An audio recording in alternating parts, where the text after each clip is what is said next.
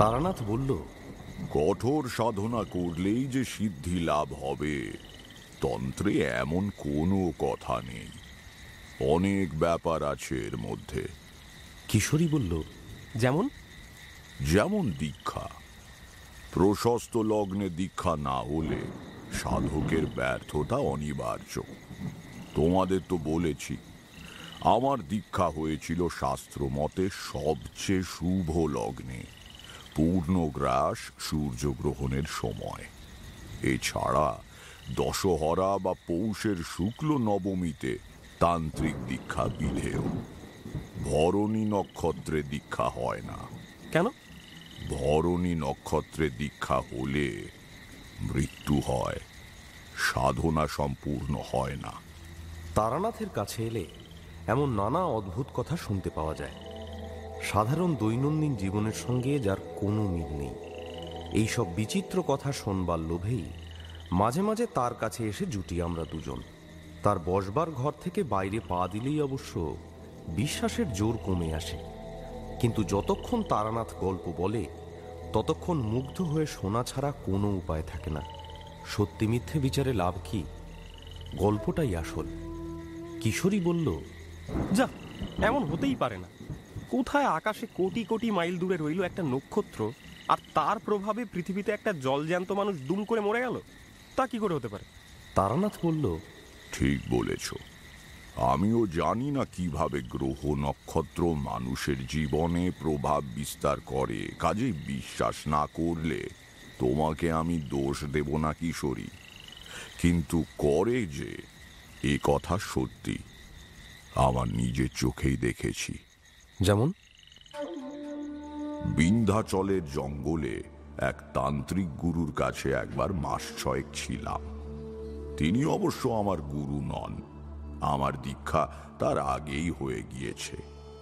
এমনি ঘুরতে ঘুরতে গিয়ে পড়েছিলাম। জায়গাটা ভালো লাগায় কয়েক মাস থেকেও যাই। সাধুজি পাতার কুটির বেঁধে আস্তানা বানিয়েছিলেন। 6-7 জন শিষ্য নিয়ে থাকতেন তিনি। আমিও দলে ভিড়ে গেলাম। চারদিকে ঢেউয়ের মতো পাহাড়ের পর পাহাড়, সবুজ গাছপালায় ভরা। ধারে কাছে কোনো লোকালয় নেই, কয়েকটা আদিবাসীদের বস্তি ছাড়া। সকালবেলা পাখির ডাকে ঘুম ভাঙে। দিনের বেলাটা বুনো আমলকি আর ঝর্ণার জল খেয়ে কাটাই। বনের ভেতর গাছের তলায় বসে গুরুর দেওয়া মন্ত্র জপ করি।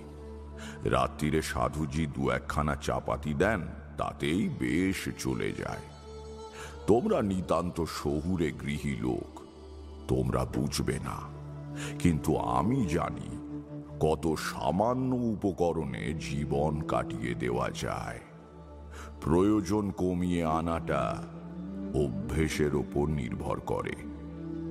যাই হোক, যে কথা বলছিলাম, একদিন সন্ধেবেলা সাধুজির সঙ্গে বসে কথাবার্তা বলছি। সাগরেদরা ধুনির ওধারে বসে 2 হাতে চটাপট শব্দ করে চাপাতি গড়ছে। এমন সময় সাধুজি হঠাৎ সোজা হয়ে বসে তীক্ষ্ণ চোখে অন্ধকারের ভেতর তাকিয়ে হেঁকে বললেন, কৌন আতা হ্যায় রে? আমি চমকে পেছনের বনের দিকে তাকালাম। শিষ্যরাও রুটি তৈরি বন্ধ রেখে অবাক হয়ে তাকালো, কিন্তু নিবিড় অন্ধকারে কাউকে দেখা গেল না। সাধুজি এক দৃষ্টে তাকিয়েই আছেন। একটু পরে টিলার উতরাইয়ের দিক থেকে কারো হেঁটে আসার আওয়াজ পাওয়া গেল। ঝরা পাতা আর শুকনো ডালপালা মাড়িয়ে কে যেন কুটিরের দিকে উঠে আসছে।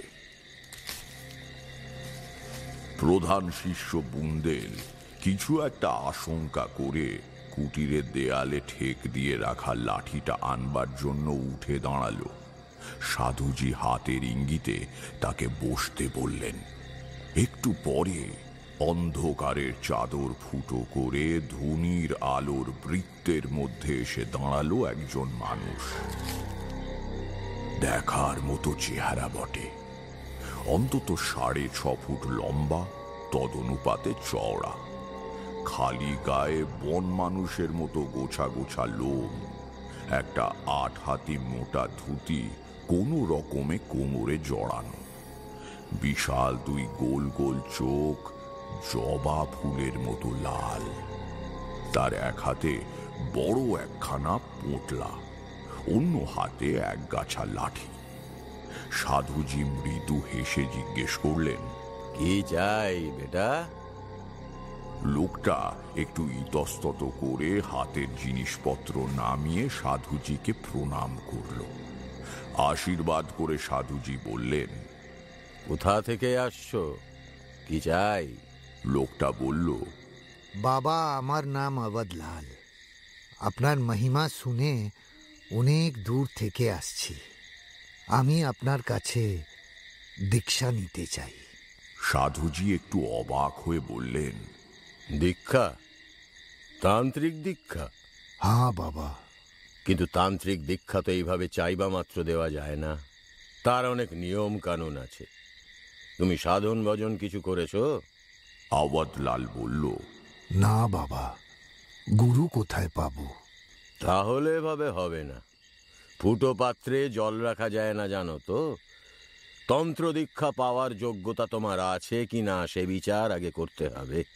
উত্তরে অবধলাল সাধুজির পায়ের ওপর একেবারে লুটিয়ে পড়ল। অবধলাল তখনকার মতো আশ্রমে থেকে গেল। সাধুজির দীক্ষার বিষয়ে পরিষ্কার করে কিছু বললেন না বটে, কিন্তু সে লেগে রইল। কায়িক পরিশ্রম আর সেবা দিয়ে অবধলাল সাধুজিকে ভেজাবার চেষ্টা করতে লাগলো। সকাল থেকে সে বহুবার টিলার নিচে ঝর্ণা থেকে জল এনে দেয়, কুড়ুল দিয়ে মোটা মোটা গাছের গুঁড়ি কেটে রাখে। চেলাদের বলতে গেলে আর কোনো কাজই বাকি রইল না। কিন্তু অবধলালের চোখ দুটো দেখে আমার ভয় করত। সংসার ছেড়ে যে লোক সাধুর জীবন যাপন করতে এসেছে, তার চোখ অমন নিষ্ঠুর হবে কেন? মুখে তার বিশেষ কথা ছিল না, কিন্তু ঠান্ডা উত্তেজনাহীন চোখে যখন সে তাকিয়ে বসে থাকত, তাকে দেখলেই বুকের ভেতরে কেমন যেন করে উঠত। এই জিনিসটা তোমাদের ঠিক করে বলে বোঝানো যাবে না। মোটের ওপর অবধলাল আচারে ব্যবহারে শান্ত ছিল বটে, তবু তাকে দেখলেই মনে হতো লোকটা মূর্তিমান অমঙ্গল। একদিন বনের মধ্যে বসে জপ করার পর সাধুজির আশ্রমের দিকে ফিরে আসছি। সময়টা সূর্যাস্তের কিছু পরে। বনের ভেতর দ্রুত অন্ধকার ঘনিয়ে আসছে। পথের ধারেই ঝোপের আড়ালে পট পট করে একটা অদ্ভুত শব্দ শুনতে পেলাম। প্রথমে খুব ভয় হলো। বনের মধ্যে কোনো জন্তু লুকিয়ে বসে নেই তো? বিন্ধ্যাচলের এসব অরণ্য হিংস্র প্রাণীতে ভরা। আমার হাতে এক গাছা লাঠিও নেই যা দিয়ে বন্য জন্তুর আক্রমণ ঠেকাতে পারি। তারপরেই মনে হলো, কোনো হিংস্র প্রাণী অমন শব্দ করবে কি করে? দেখাই যাক না এগিয়ে। সন্তর্পণে লতা পাতার ফাঁক দিয়ে উঁকি মেরে যে দৃশ্য দেখলাম, তাতে হঠাৎ এক চমকে মনুষ্য চরিত্র সম্বন্ধে অনেকখানি অভিজ্ঞতা লাভ হলো। ঝোপের ওপাশে একটু পরিষ্কার মতো জায়গায় উবু হয়ে আধো অন্ধকারে বসে আছে অবধলাল। তার 2 চোখ নেকড়ে বাঘের মতো জ্বলছে। সামনে গোল করে পাকানো এক গোছা মোটা বুনো লতা। মুখে বিভীষণ ভঙ্গি ফুটিয়ে দাঁতে দাঁত পিষতে পিষতে অবদলাল সেই লতাগুলোকে দুই হাতে টুকরো টুকরো করে ছিঁড়ছে। নিজের ভেতরের ক্রোধকে প্রয়োগ করবার স্থান না পেলে সাপ যেমন ব্যর্থ আক্রোশে বারবার মাটিতে ছোবল দেয়, প্রতিপক্ষকে হাতের কাছে না পেয়ে মুষ্টিযোদ্ধা যেমন বালির বস্তায় আঘাত করে অভ্যাস বজায় রাখে, আওয়াদলাল তেমনি আশ্রমের শান্ত পরিবেশে নিজের ভয়ঙ্কর চরিত্র উদ্ঘাটিত করবার সুযোগ না পেয়ে সন্ধ্যের অন্ধকারে এখানে লুকিয়ে বসে মোটা মোটা লতাগুলো ছিঁড়ে নিজের প্রবৃত্তি কিঞ্চিত চরিতার্থ করবার চেষ্টা করছে।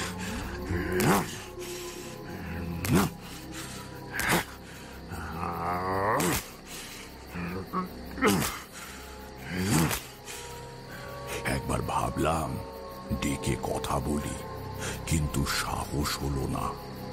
ওই বুড়ো আঙুলের মতো মোটা দুগাছা লতা একসঙ্গে করলে হাতি বাঁধা যায়, সেগুলোকে যে মানুষ অক্লেশে গুলি সুতোর মতো টেনে ছিঁড়ছে, তার সঙ্গে নির্জন স্থানে অকারণ ঘনিষ্ঠতা না করাই ভালো।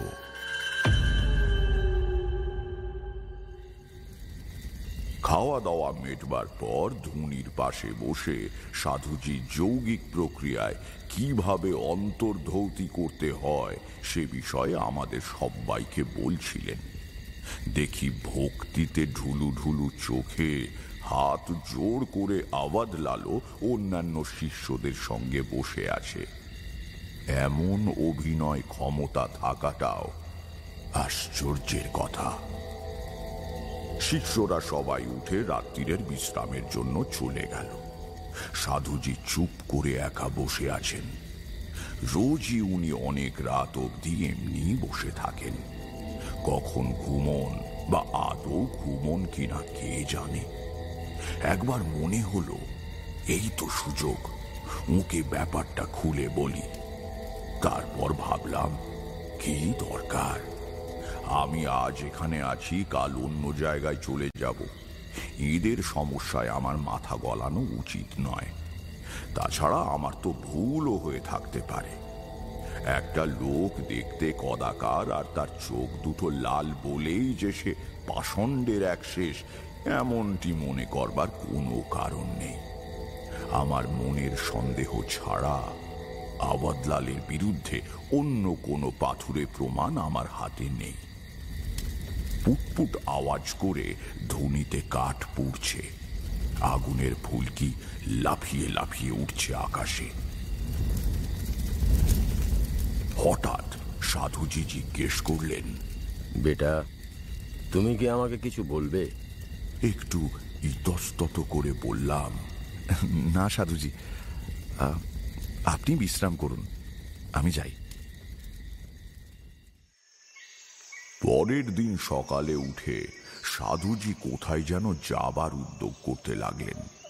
নিজের পুঁটলি গুছিয়ে চিমটেটা হাতে নিয়ে শিষ্যদের বললেন, আমি একটু কাজে দিন দশেকের জন্য লোকালয়ে যাচ্ছি, তোমরা সাবধানে থেকো। শিষ্যরা কেউ কোনো প্রশ্ন করল না। কেবল আওয়াদলাল জিজ্ঞেস করল, আমার দীক্ষা নেওয়ার কি হবে বাবা? সাধুজি হেসে বললেন, ফিরে এসে দিন ঠিক করব, ততদিন ধৈর্য ধরো। 10টা দিন আস্তে আস্তে কেটে গেল। 11 দিনের দিন সাধুজি ফিরলেন। হাসি মুখে শিষ্যদের জিজ্ঞেস করলেন, তোমরা সবাই সুস্থ ছিলে তো? কোনো কষ্ট হয়নি? বলরাম প্রসাদ ঠিক সময় আটা দিয়ে গিয়েছিল তো?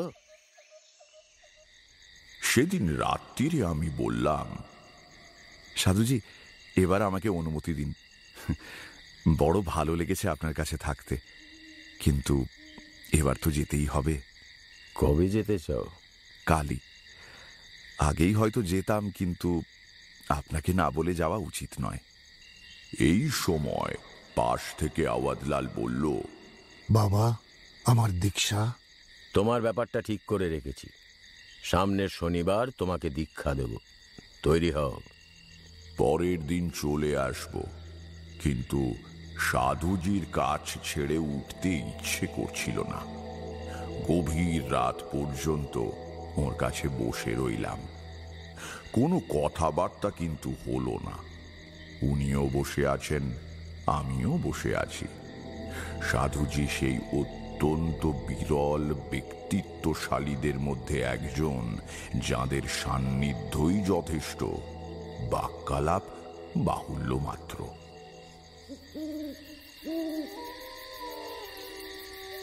অনেক রাতে নিঃশব্দে প্রণাম করে উঠে চলে আসছি, সাধুজি ডাকলেন, বেটা।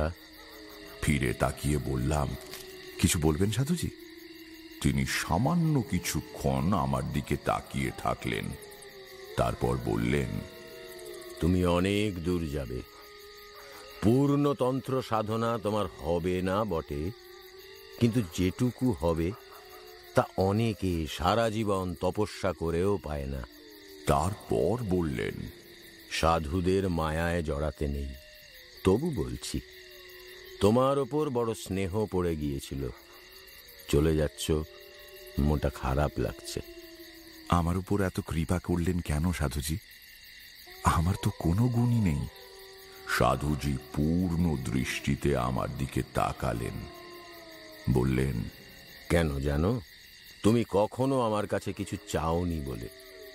আর সবাই আমার কাছে কিছু না কিছু প্রার্থনা নিয়ে আসে। কেবল তুমি এতদিন ছিলে, কিন্তু কিচ্ছু চাওনি। না চাইতেই আপনার কাছে থাকবার আনন্দ পেয়েছি, তাই চাইনি। অন্য কিছুর প্রয়োজন থাকলে ব্যবসা বা চাকরি করতাম, এখানে আসতাম না। তিনি মৃদু হেসে আশীর্বাদের ভঙ্গিতে হাত তুললেন। ভালো থেকো তারানাথ। আমি আর একবার প্রণাম করে চলে এলাম। বছর দেড়েক ঘুরে বেড়ালাম ভারতের বিভিন্ন তীর্থে, সাধনার চেষ্টায় নয়, পুণ্য সঞ্চয়ের জন্যও নয়। আসলে এক জায়গায় থাকতে ভালো লাগতো না। স্বপ্নের মধ্যেও পথ হাত ছানি দিয়ে ডাকত, তাই নেশার ঘোরে ঘুরে বেড়াতাম। এইভাবে একদিন এসে পড়লাম প্রভাস তীর্থে। ধর্মশালায় থাকি, ঘুরে ঘুরে সারাদিন মন্দির দেখি আর সাধু সন্তদের খুঁজে বেড়াই। জনপদের বাইরের দিকে একটা ছোট্ট শিব মন্দির আমার খুব ভালো লেগে গেল। সন্ধ্যের দিকে মন্দিরের বাঁধানো চত্বরে গিয়ে কিছুক্ষণ বসি। সেদিকটায় লোকজনের বিশেষ যাতায়াত নেই, শান্ত পরিবেশ। দূরে বিষ্ণু মন্দির থেকে ক্ষীণ সন্ধ্যারতির ঘণ্টার ধ্বনি ভেসে আসে। মৃদু বাতাসে দোলে প্রাঙ্গণের নীল ঝুমকোর লতা। আমিও বসে বসে এই সব দেখি। একদিন এই রকমই বসে আছি, অন্য মনস্কভাবে কি যেন চিন্তা করতে করতে রাত হয়ে গিয়েছে, অথচ খেয়ালই করিনি। দারোয়ান এসে বলল, বাবুজি মাফ করবেন, এবার মন্দিরের দরজা বন্ধ করতে হবে। লজ্জা পেয়ে উঠে বাইরে যাবার জন্য দরজার দিকে এগুচ্ছি, শুনলাম উঠোনের এক প্রান্তে শুয়ে থাকা কাউকে দারোয়ান ধমকাচ্ছে। এই উঠো উঠো, সব আ জাতা হ্যায় সোনে কে লিয়ে, উঠো, বাহার যাকে সো যাও, যাও উঠো। কৌতূহল হওয়ায় কাছে গিয়ে দেখি পাঁচিলের ধার ঘেঁষে একটা কালো কম্বলের বস্তা মতো কি যেন পড়ে রয়েছে। দারোয়ান পরিত্রাহী সেটার গায়ে খোঁচা দিচ্ছে আর গালাগাল করে চলেছে। বাহার যাকে সো যাও, যাও উঠো। জায়গাটায় আলো কম, ভালো করে তাকিয়ে দেখি মানুষই বটে। আপাদ মস্তক কম্বল মুড়ি দিয়ে শুয়ে আছে। দারোয়ানের কোঁতকা খেয়ে মানুষটা উঠে বসল, তারপর টলতে টলতে বাইরে গিয়ে রাস্তার ধারে একটা অশ্বত্থ গাছের নিচে আবার শুয়ে পড়ল।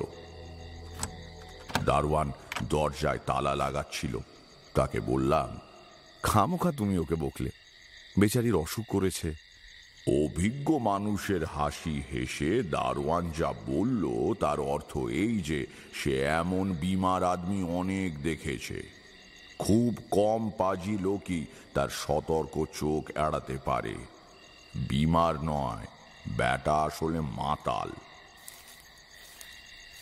বাইরে এসে দেখি লোকটা গায়ে কম্বল জড়িয়ে 2 হাঁটুর মধ্যে মাথা গুঁজে বসে আছে। বিশাল লম্বা লোকটা, মাটিতে বসে থাকা অবস্থাতেও তার মাথা প্রায় আমার বুকের কাছে উঠে এসেছে। আস্তে করে বললাম, ভাই ভাই ভাই, কি হয়েছে তোমার? ও ভাই, শরীর খারাপ লাগছে, কোথাও পৌঁছে দিতে হবে। 2-4 বার ডাকাডাকির পর লোকটা মাথা তুলল, আর সঙ্গে সঙ্গে আমি চমকে উঠলাম। আধো অন্ধকারেও ঠিক চিনতে পেরেছি, আওয়াধলাল। কিন্তু এই কি চেহারা হয়েছে আওয়াধলালের! কোথায় গেল তার সেই ক্ষুধিত জ্বলন্ত 2 চোখ? কোথায় তার সেই সর্বশরীর দিয়ে বেরিয়ে আসা পাশবিক শক্তির পেশল বহিঃপ্রকাশ? হাড়ের কাঠামোর ওপরে আলগা চামড়ার আবরণ গরুর গলকম্বলের মতো ঝুলে রয়েছে। মুখটা ফ্যাকাশে রক্তহীন, শুকনো ঠোঁট সরে গিয়ে দাঁতগুলো যেন তর্জনের ভঙ্গিতে বেরিয়ে রয়েছে। 2 চোখ কোটরগত, গাল তোবড়ানো, সমস্ত চেহারায় একটা অসুস্থ অসহায়তা। বললাম, আওয়াধলাল, আমাকে চিনতে পেরেছো? এ কি হয়েছে তোমার? আওয়াধলাল চোখ কুঁচকে আমার দিকে তাকিয়ে চেনবার চেষ্টা করতে লাগলো। তারপর কি একটা বলতে গিয়ে তার ভয়ানক কাশির দমক এলো। কাশতে কাশতে উপুর হয়ে পড়ল সে। কিছুক্ষণ পরে সোজা হবার পর দেখলাম সামনে মাটির ওপরে বেশ খানিকটা রক্ত পড়ে রয়েছে। আওয়াধলালের কি হয়েছে সে প্রশ্নের আর উত্তর খোঁজার প্রয়োজন নেই। তুমি আমাকে চিনতে পেরেছো? বলো তো আমি কে? আওয়াধলাল মাথা নাড়ল। আমি বললাম, সেই বিন্ধ্যাচলে সাধুজির মন্দির মনে আছে? সেখানে আমাদের পরিচয় হয়েছিল। তুমি আমাকে বাঙালি বলে ডাকতে, মনে পড়ে আওয়াধলাল? এবার তার চোখে পরিচিতির ছায়া খেলে গেল। সে বলল, হ্যাঁ, চিনেছি। তোমার দীক্ষার আগেই আমি চলে এসেছিলাম। তারপর কি হলো তা জানি না। তুমি সাধনা শেষ করনি? করুণ হেসে আওয়াধলাল বলল,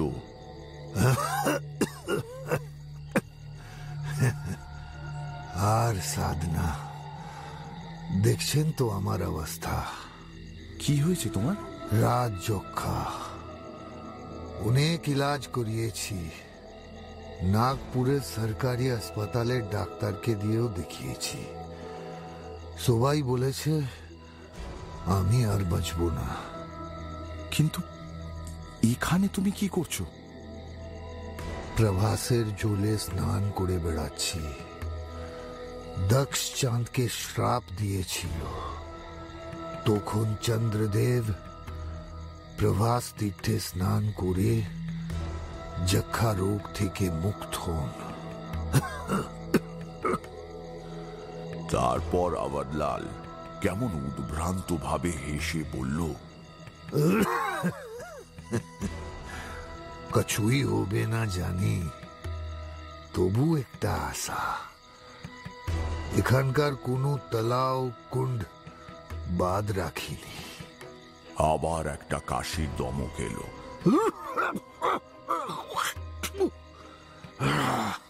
মাটির ওপরে জমে উঠল আরো একটি রক্তের ছোট কুণ্ড। একটু সামলে নিয়ে ধুতির প্রান্তে মুখ মুছে আওয়াধলাল বলল, দীক্ষার পর ভোপাল থেকে কিছু দূরের এক শ্মশানে সাধনা শুরু করেছিলাম, কিন্তু হলো না। 4-5 মহিনার ভিতরে এই বিমারি শুরু হয়ে গেল। প্রথমে কিছু বুঝতে পারিনি। थोड़ा थोड़ा बुखार हो तो संध्या दिखे और गोलाय थोड़ा थोड़ा खांसी। বুখারও ছাড়ে না, খাঁসিও বাড়তে থাকলো। এদিকে হাত পা থেকে যেন তাকাত চলে যাচ্ছে। একদিন খাঁসির সঙ্গে খুন বের হতে ভয় পেয়ে ডাক্তারের কাছে গেলাম। 6 মহিনা ইলাজ করবার পর ডাক্তার বলল, তোমার যক্ষা হয়েছে। কিন্তু কেমন যক্ষা বুঝতে পারছি না। আমি যে দওয়াই তোমাকে দিয়েছি তাতে এতদিনে তোমার বিমারি সেরে যাওয়া উচিত, কিন্তু কোনো দওয়াই তোমার শরীরে কাজ করছে না। আমাদের আর কিছু করবার নেই, তুমি যাও, ভগবানের নাম করো। अब सिर्फ भगवानी তোমার বিমারি সারাতে পারে। আমি সান্ত্বনা দিয়ে বললাম, ঠিকই বলেছেন ডাক্তারবাবু। ঈশ্বর হলেন সর্বশক্তিমান, তিনি ইচ্ছে করলে সব করতে পারেন। তুমি তার নাম করো। আওয়াজলাল আবার হাসল, তারপর বলল, ঈশ্বর আমার প্রার্থনা শুনবেন না বাঙালি। ঈশ্বর আমার দিক থেকে हमेशा লিয়ে মুখ ফিরিয়ে নিয়েছেন। একজন মৃত্যু পথযাত্রীর প্রাক্তন পাপ কর্মের কথা শোনার ইচ্ছে ছিল না, কাজেই চুপ করে রইলাম। আওয়াজলাল বলল, বাঙালি, আমি একটা খুন করেছি জানো? জানতাম না, এখন জেনেও লাভ নেই। আওয়াজলাল রোগের যে পর্যায়ে দাঁড়িয়ে, তাতে সে পাপ পুণ্য বা পুরস্কার ও শাস্তির পরপারে চলে গিয়েছে। কিন্তু এক পা যার মৃত্যুর গহ্বরে, সে বোধহয় নিজের পাপের কথা নিজের মুখে স্বীকার করে এক ধরনের শান্তি পায়। আমার দিকে তাকিয়ে আওয়াজলাল বলল, আমাকে তুমি চেনো না বাঙালি। আমি আসলে সাধু নই, সাধনা করে ভগবানকে পেতে চাইনি। তন্ত্র সাধনা করে যে শক্তি পাওয়া যায় তা দিয়ে আমি ধন দৌলত, औरत, क्षमता এই সব চেয়েছিলাম। মরেই তো যাব, এখন আর স্বীকার করতে বাধা নেই কি পাপ না করেছি জীবনে। 27 साल की उम्र में জায়দাদের জন্য ভাঙের সাথে কলকে ফুলের বীজ খাইয়ে আমি আমার চেচেরা ভাইকে খুন করেছি। কাকার আর কেউ ছিল না, জায়দাদ আমার কবজাতে আসে। কোনো সুন্দর লড়কি বা কুলবধূ রিহাই পাইনি আমার হাত থেকে। ছল কৌশলের সাথে তাকে আমি কবজায় আনবই। পারিনি কেবল একজনকে, मरने के बाद भी আমার সেই দুঃখ যাবে না। আওয়াজলালের মৃত্যু কবলিত নিষ্প্রভ দৃষ্টি হঠাৎ যেন আবার ধক করে ব্যর্থতার আগুন নিয়ে জ্বলে উঠল। বুঝলাম আওয়াজলাল ভেতরে ভেতরে সেই আওয়াজলালই আছে, কিছুই বদলায়নি। সে বলল, নেহাল সিং, নেহাল সিং জাঠেদারের মেয়ে ছিল সে। রাস্তায় তার হাত ধরেছিলাম বলে সে কামড় দিয়ে খুন বের করে দিয়েছিল। দেখো তার দাগ। আওয়াজলাল কম্বলের তলা থেকে ডান হাতের কবজি বের করে দেখালো। নেহাল সিং আমাকে মারবার জন্য লোক লাগায়। শরাব খানা থেকে মौज মস্তি করে ফেরবার সময় অনেক রাতে নেহাল সিং এর গুন্ডারা আমাকে ধরে। বাঙালি, আমার সে সময়কার চেহারা তুমি দেখেছো। কটা চুহার বাচ্চা আমার সঙ্গে পারবে কেন? আমি তাদের ঠেঙিয়ে ভাগিয়ে দিই। লোকগুলো যাবার আগে দূর থেকে আমাকে চাক্কু আর পাথর মেরে জখমি করে যায়। 1 মহিনা হাসপাতালে থেকে আমি সেরে উঠি। वापस এসে দেখি নিহাল সিং মেয়েকে कहीं दूर रिश्तेदारेर बाड़ी पाठिए दिएছে। আমার खून गरम হয়ে উঠল বাঙালি। আমার হিস্সা কেড়ে নিয়ে কে কবে বাঁচতে পেরেছে? ওই মেয়েটাকে আমার চাই চাই। আর নেহাল সিংকেও তার জিদের সাজা পেতেই হবে। আমি अपमान ভুলে যাবার লোক নই। একটু থেমে দম নিয়ে আওয়াতলাল বলল,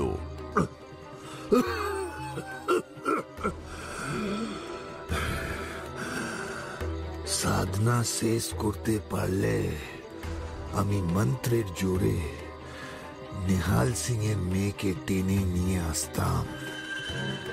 ঝাড় ফুঁক করে তার বাপকেও মেরে ফেলতাম।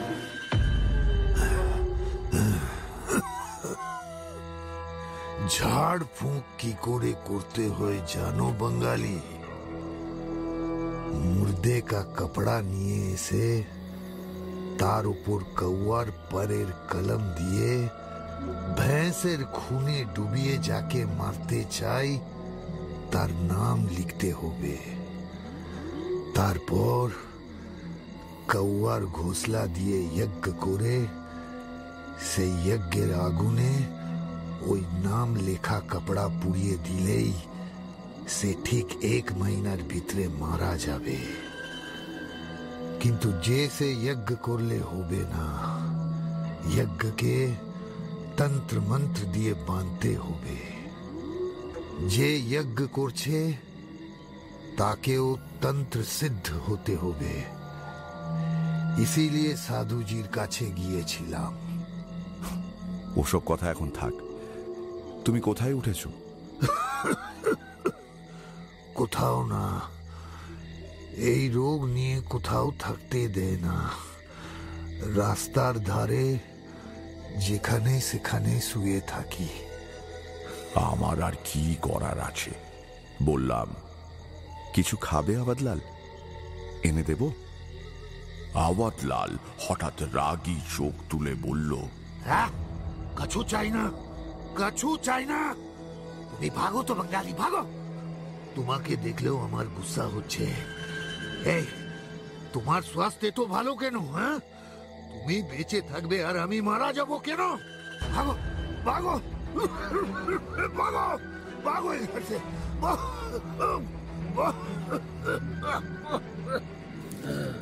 অতএব চলে এলাম। কিছু দূর এসে ফিরে তাকিয়ে দেখি সে আবার গাছতলায় কম্বল মুড়ি দিয়ে শুয়ে পড়েছে। আওয়াতলালকে সেই শেষ জীবিত দেখেছি।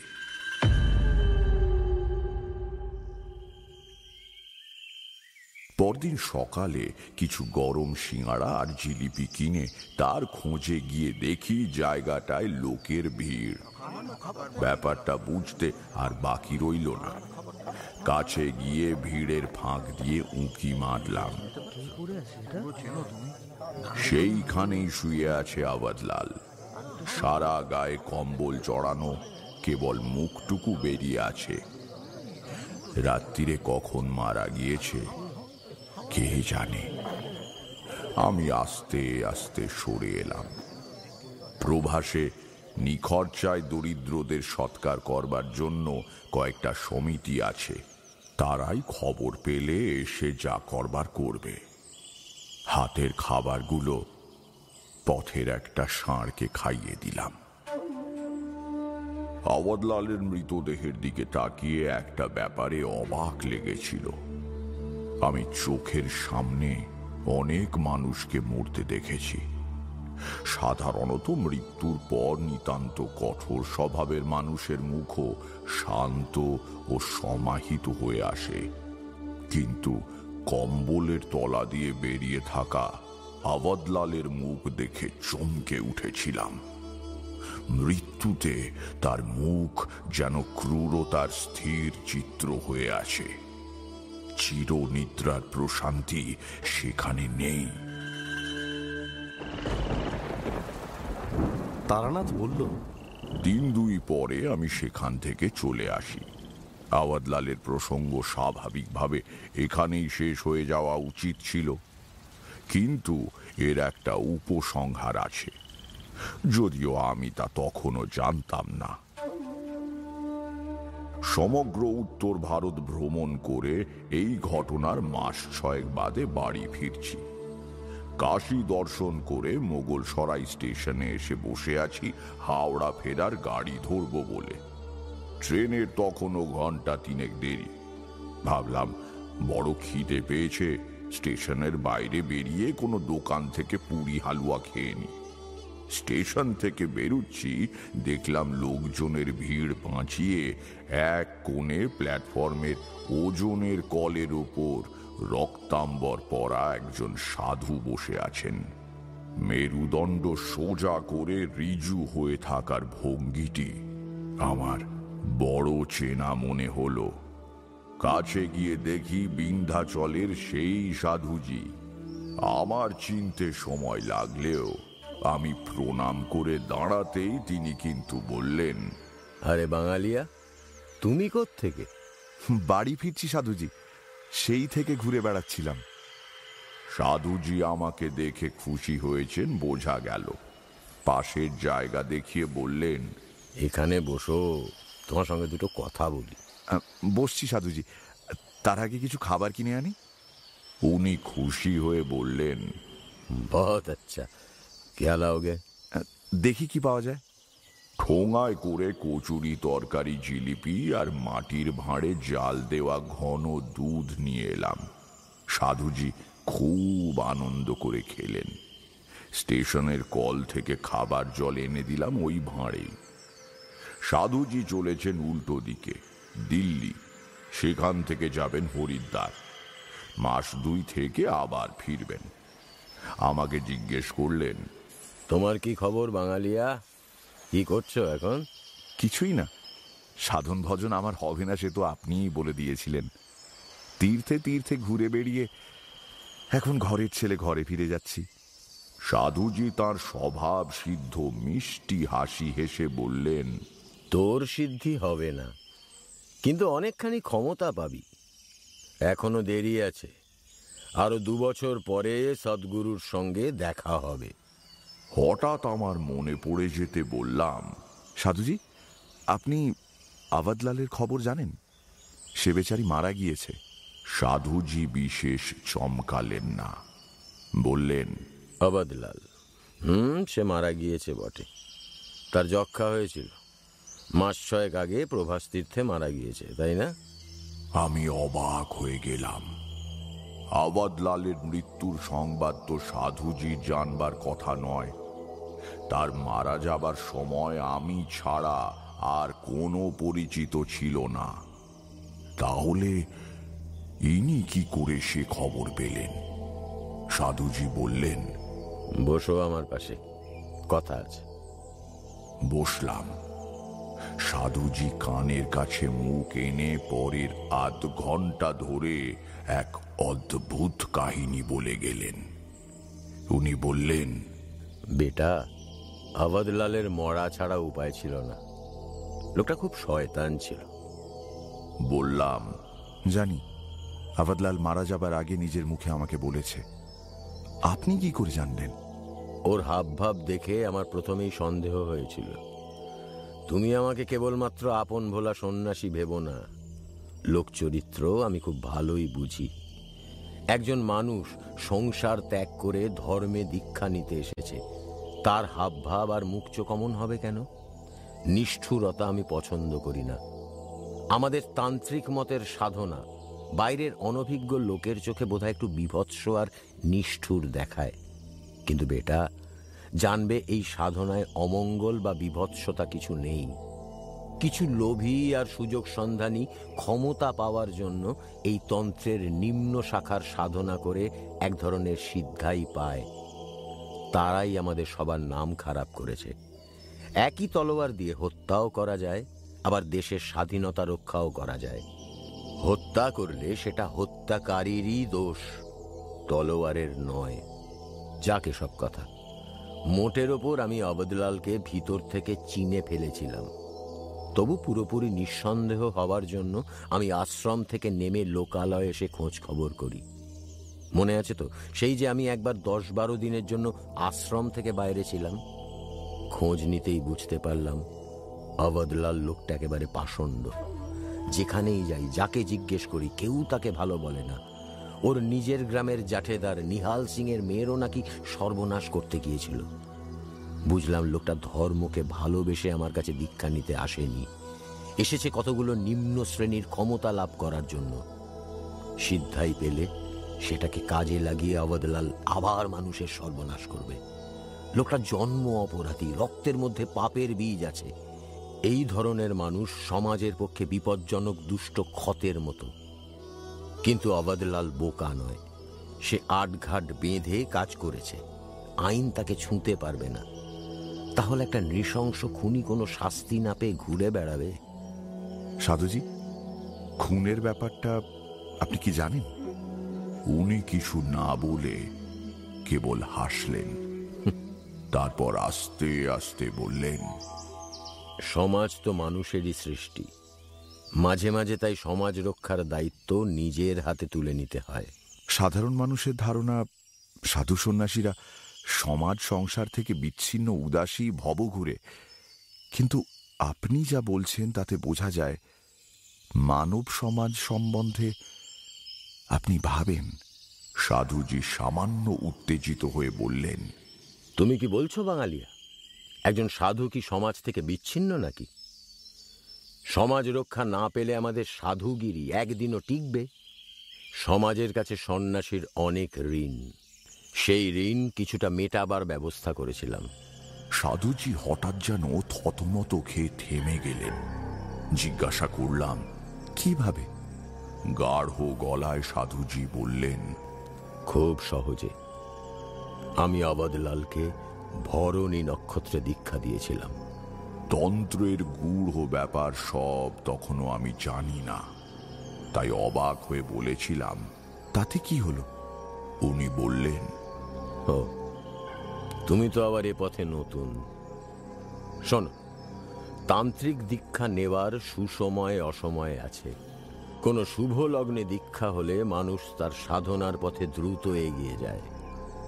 আবার কোনো অশুভ লগ্নে দীক্ষা হলে তার মারাত্মক ফল হতে পারে। শাস্ত্রে ভরণী নক্ষত্রে দীক্ষা দিতে বারবার নিষেধ করা আছে, কারণ তাতে দীক্ষিত শিষ্যের মৃত্যুযোগ উপস্থিত হয়। তো আপনি জেনে শুনে এমন করলেন? শান্ত চোখে সাধুজি আমার দিকে তাকিয়ে বললেন, ঘরে বিষাক্ত সাপ ঢুকলে তুমি লাঠি দিয়ে মারো না? এই প্রশ্নের আমি কোনো উত্তর দিতে পারলাম না। তারপর হঠাৎ কথাটা মনে পড়ে যাওয়াতে জিজ্ঞাসা করলাম, অবদলাল যে প্রভাস তীর্থে 6 মাস আগে মারা গিয়েছে, এটা আপনি কি করে জানলেন? কেউ খবর দিয়েছিল আপনাকে? এই সময় প্ল্যাটফর্মের কুলি হাঁকতে লাগলো। দিল্লি মেল আসছে, দিল্লি মেল। সাধুজি দিল্লি যাবেন এবং ট্রেন ধরবেন। তিনি পুটুলি হাতে নিয়ে উঠে দাঁড়ালেন। স্টেশনে যাত্রীর ব্যস্ততা শুরু হয়েছে। বুঝলাম আমার প্রশ্নের উত্তর আজ আর পাওয়া হলো না। বললাম, তা আবার কবে দেখা হবে সাধুজি? উনি বললেন, কি জানি, যদি পরমাত্মার ইচ্ছে থাকে আমাদের দেখা হোক, তাহলে তিনিই আমাদের মিলিয়ে দেবেন। আচ্ছা চলি, ভালো দেখো। জয় শিব শম্ভু। সেই ওর সঙ্গে আমার শেষ দেখা। তারানাথ থামল। কিশোরী চিরকালের অবিশ্বাসী, অথচ সেই তারানাথের গল্পের সবচেয়ে বড় ভক্ত। সে বলল, ভরণী নক্ষত্রে দীক্ষা এবং যক্ষা হওয়া, এ দুটো তো কাকতালীয় হতে পারে। তারানাথ যেভাবে তার দিকে তাকালো তাতে এটা সত্যযুগ হলে কিশোরী তৎক্ষণাৎ ভস্ম হয়ে যেত। পরিস্থিতি সামলাবার জন্য তাড়াতাড়ি বললাম, কিশোরী, এটা তোমার অন্যায়। উইলিং সাসপেনশন অফ ডিসবিলিফ মনে আছে তো? সাধারণ অভিজ্ঞতার বাইরে কোনো গল্প শোনার সময় তোমার সেটাকে প্রয়োগ করতে হবে।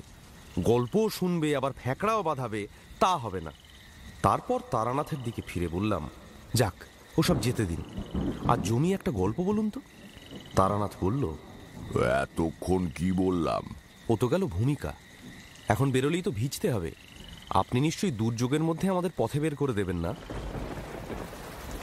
বলতে বলতে অঝোরে বৃষ্টি নামল। আমরা গুছিয়ে বসলাম গল্পের লোভে। তারানাথ একটা পাসিং শো ধরালো। বৃষ্টির সঙ্গে আমাদের আর তারানাথের একটা গভীর যোগাযোগ আছে। ঘন বর্ষার দিনে তারানাথের গল্প শোনবার জন্য আমি আর কিশোরী ব্যাকুল হয়ে উঠি। আবার আমরা এলেই ঝমঝম করে বৃষ্টি শুরু হয়ে যায়। দুদিক দিয়েই সত্য। পাসিং শোতে মৌজ করে টান দিয়ে বাইরের দিকে তাকিয়ে তারানাথ বলল, কলকাতা শহরে বর্ষার রূপ ঠিক টের পাওয়া যায় না। এই মধ্য কলকাতায় মট লেনে বসে কি দেখছি? চারদিকে ঘিঞ্জি বসতি, ঝুপঝাপ করে জল পড়ে রাস্তাঘাটে প্যাচ পেচে কাদা হচ্ছে, ময়লা জল ছিটিয়ে পথ দিয়ে গাড়ি ছুটেছে। ওই সব মিলিয়ে ভোগান্তির এক শেষ। বর্ষায় কলকাতার কোনো মানুষ খুশি থাকে এটা দেখাতে পারো আমায়? অথচ বর্ষার মতো সুন্দর ঋতু কি আর হয়? এই হচ্ছে মাছ ধরার সময়, ভূতের গল্প বলার সময়, ওই মুড়ি আর গরম গরম বেগুনি খাবার সময়। দীর্ঘশ্বাস ফেলে কিশোরী বলল, কলকাতা শহরে ওসব তো স্বপ্ন। এখানে মাছই বা ধরবেন কোথায়, আর ভূতই বা পাবেন কি করে? কলকাতা শহর থেকে গাড়ি ঘোড়ার গোলমালে আর ইলেকট্রিক আলোর দৌড়াতে ভূতেরা তো বহুদিন হলো বিদায় নিয়েছে। তারানাথ হেসে বলল, আমিও তো সেই কথাই বলছি। পল্লীগ্রামে বর্ষার দিনে টোকা মাথায় দিয়ে কখনো পুকুর পাড়ে কচু বনের মধ্যে বসে মাছ ধরেছ? আমি আর কিশোরী মাথা নাড়লাম। তাহলে জীবনে তোমরা একটা বড় সুখের থেকে বঞ্চিত আছো। অল্প বয়সে আমাদের গ্রামের উত্তর দিঘিতে মাছ ধরতে যেতাম। সঙ্গে সুগন্ধি চারা, 2-3খানা নানা আকারের ছিপ, দুটোতে হুইল লাগানো, তাতে 300 হাত করে শক্ত মুগার সুতো, তাছাড়া পিঁপড়ের ডিম, মোটা মোটা কেঁচো, ভাত আর ময়দা একসঙ্গে মাখা, আরো কত কি। দিঘির ধারে একটা কচু বন ছিল মাছ ধরার পক্ষে আদর্শ জায়গা, আমার খুব প্রিয়। সেখানে গিয়ে চারা ছড়িয়ে টোপ ফেলে নিথর হয়ে ঘন্টার পর ঘন্টা বসে থাকতাম। টোকা আর চারপাশে কচু পাতার ওপর টিপ টাপ করে বৃষ্টির ফোঁটা পড়ার শব্দ হতো। পুকুর ধারের ঝুপসি গাছপালার ছায়া পড়েছে জলে, মনে কেমন একটা প্রশান্তি। মাছ পেলাম কিনা তার কে খোঁজ রাখে? ওই বসে থাকাটাই আসল নেশা, মাছ ধরার আনন্দ। তো এই রকম বর্ষার দিনে অনেক দিন আগেকার একটা ঘটনা মনে পড়ে যায়। আমার বয়স তখন বছর 26-27, দীক্ষা হয়নি তখন। তবে সংসারে মন বসে না, ঘুরে ঘুরে বেড়াই আর প্রকৃত ক্ষমতাশালী তান্ত্রিক সাধকের খোঁজ করি। বীরভূমের শ্মশানে মাতু পাগলির সঙ্গে দেখা হবার গল্প তো তোমাদের আগেই বলেছি। এই ঘটনা তার কিছুদিন পরের। এমনই এক বর্ষণ মুখর দিনে এর শুরু। শুনতে চাও তো বলতে পারি, তবে এ গল্প ভূতের নয়, সাধারণ অর্থে অপ্রাকৃত কিংবা অলৌকিকও নয়।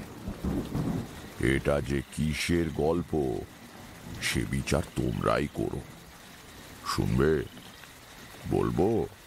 নিতান্ত অপ্রয়োজনীয় প্রশ্ন। গল্প শুনবো বলেই সমস্ত কাজ ফেলে এসে হাজির হয়েছি। আমি আর কিশোরী ঘাড় কাত করে সম্মতি জানালাম। তারানাথের মেয়ে চারি এই সময় আমাদের জন্য চা নিয়ে এলো।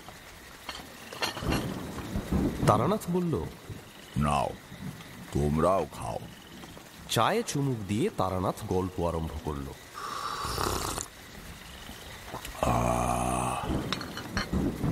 মানুষ পয়সা খরচ করে দূর দূর দেশে বেড়াতে যায়, কিন্তু হাতের কাছে দ্রষ্টব্যগুলোই তার দেখা হয় না।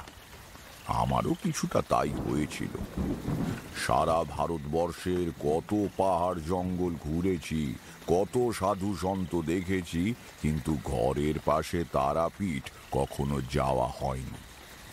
যাব বলে দু একবার মনস্থিরও করেছি, কিন্তু প্রতিবারই কোনো না কোনো কারণে যাওয়াটা আটকে গিয়েছে। লোকে বলে মা তারা না টানলে নাকি তারাপীঠ দর্শন হয় না। সেবার মা তারাই টানলেন কিনা জানি না, একদিন ভোর রাত্রিরে তারাপীঠ যাব বলে লুপ লাইনের ট্রেন থেকে রামপুরহাট স্টেশনে নেমে পড়লাম। দুবরাজপুর আর ইলাম বাজারে একটু কাজ ছিল, তা সেরে পৌঁছলাম তারাপীঠে।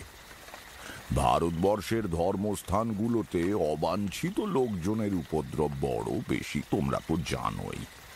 এখানেও তার কোনো ব্যতিক্রম নেই। পান্ডা, পান্ডার দালাল, চোর, গাঁটকাটা, সাধারণ সুযোগ সন্ধানী, ব্যবসাদার, কুচরিত্রা মেয়ে মানুষ, এরা ঠিক ঠিক করছে পথে ঘাটে। সরল বিশ্বাসী নিরীহ যাত্রীদের পকেটের ভার লাঘব করাই এদের একমাত্র উদ্দেশ্য। কিন্তু তা সত্ত্বেও ভক্তের চোখে পীঠস্থানের একটা আলাদা রূপ, আলাদা মহিমা আছে, যা বাইরের চেহারা দিয়ে বিচার হয় না। আমার কাছেও তারাপীঠ তার সেই গূঢ় সত্তাটি মেলে ধরল। দিনে এবং রাত্রিতে বেশিরভাগ সময়টা আমি মহাশ্মশানে গিয়ে বসে থাকতাম। মহাশ্মশান কাকে বলে জানো তো? যেখানে চিতাগ্নি কখনো নেভে না, সব সময় কোনো না কোনো দল সৎকার কার্য করছে। লোকে ভয় পায় কেন জানি না। শ্মশান অতি পবিত্র জায়গা।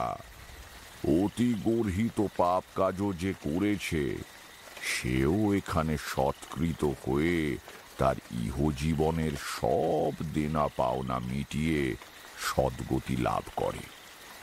সম্রাট ও ভিখিরি, বোকা ও বুদ্ধিমান, সরল ও সাবধানী, উদার ও কুটিল, সবারই শেষ মিলন স্থান এই শ্মশান। তারা তারা তারা। জীবদ্দশায় সমাজে যার যা প্রতিপত্তি থাক, মৃত্যুতে সবাই সমান। অবশ্য এসব কথা কারো অজানা নয়, কিন্তু বিশ্বনিয়ন্তা শক্তি আমাদের চোখে এমন মায়ার অঞ্জন পরিয়ে রেখেছে যে শ্মশানের বাইরে এসে কোলাহল মুখর প্রাত্যহিক জীবনটায় প্রবেশ করলে আমরা আবার সব ভুলে যাই। মানুষ আবার লোভ করে, ক্ষমতার জন্য লালায়িত হয়, পরস্পরকে ঠকায়। যেন মৃত্যু কখনো আসবে না, যেন এই রকমটি চিরকাল চলবে। অবশ্য একদিক দিয়ে ভালোই। সৃষ্টি রক্ষার জন্য এই মোহিনী মায়ার প্রয়োজন আছে বৈকি। সবাই দার্শনিক হয়ে সংসার ত্যাগ করে বেরিয়ে পড়লে সমাজ বাঁচত কি করে? মহাশ্মশানে বসে সামনে নদীর দিকে তাকিয়ে তাকিয়ে এই সব কথাই ভাবতাম। তারাপীঠ বড় পবিত্র জায়গা। কিছুদিন আগেও এখানে সাধক বামা খ্যাপা সশরীরে বিচরণ করেছেন। এখানকার মহিমা অন্য তীর্থের মতো সবটাই ধোঁয়াটে পৌরাণিক গালগল্প দিয়ে তৈরি নয়। আমি যে ধর্মশালায় উঠেছিলাম, একদিন সকালে সপরিবারে এক ভদ্রলোক সেখানে এসে উঠলেন। ভদ্রলোকের আচার ব্যবহার ও পোশাক দেখে তাকে বেশ অবস্থাপন্ন ঘরের ছেলে বলে মনে হয়।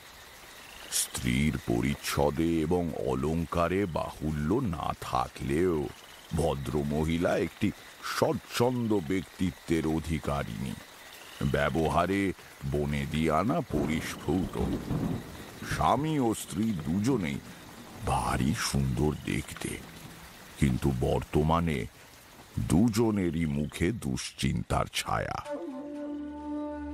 বোঝা যায় এরা নিছক তীর্থ দর্শনে আসেননি, এসেছেন দেবীর কাছে নিজেদের বিপদের অবসান প্রার্থনা করতে।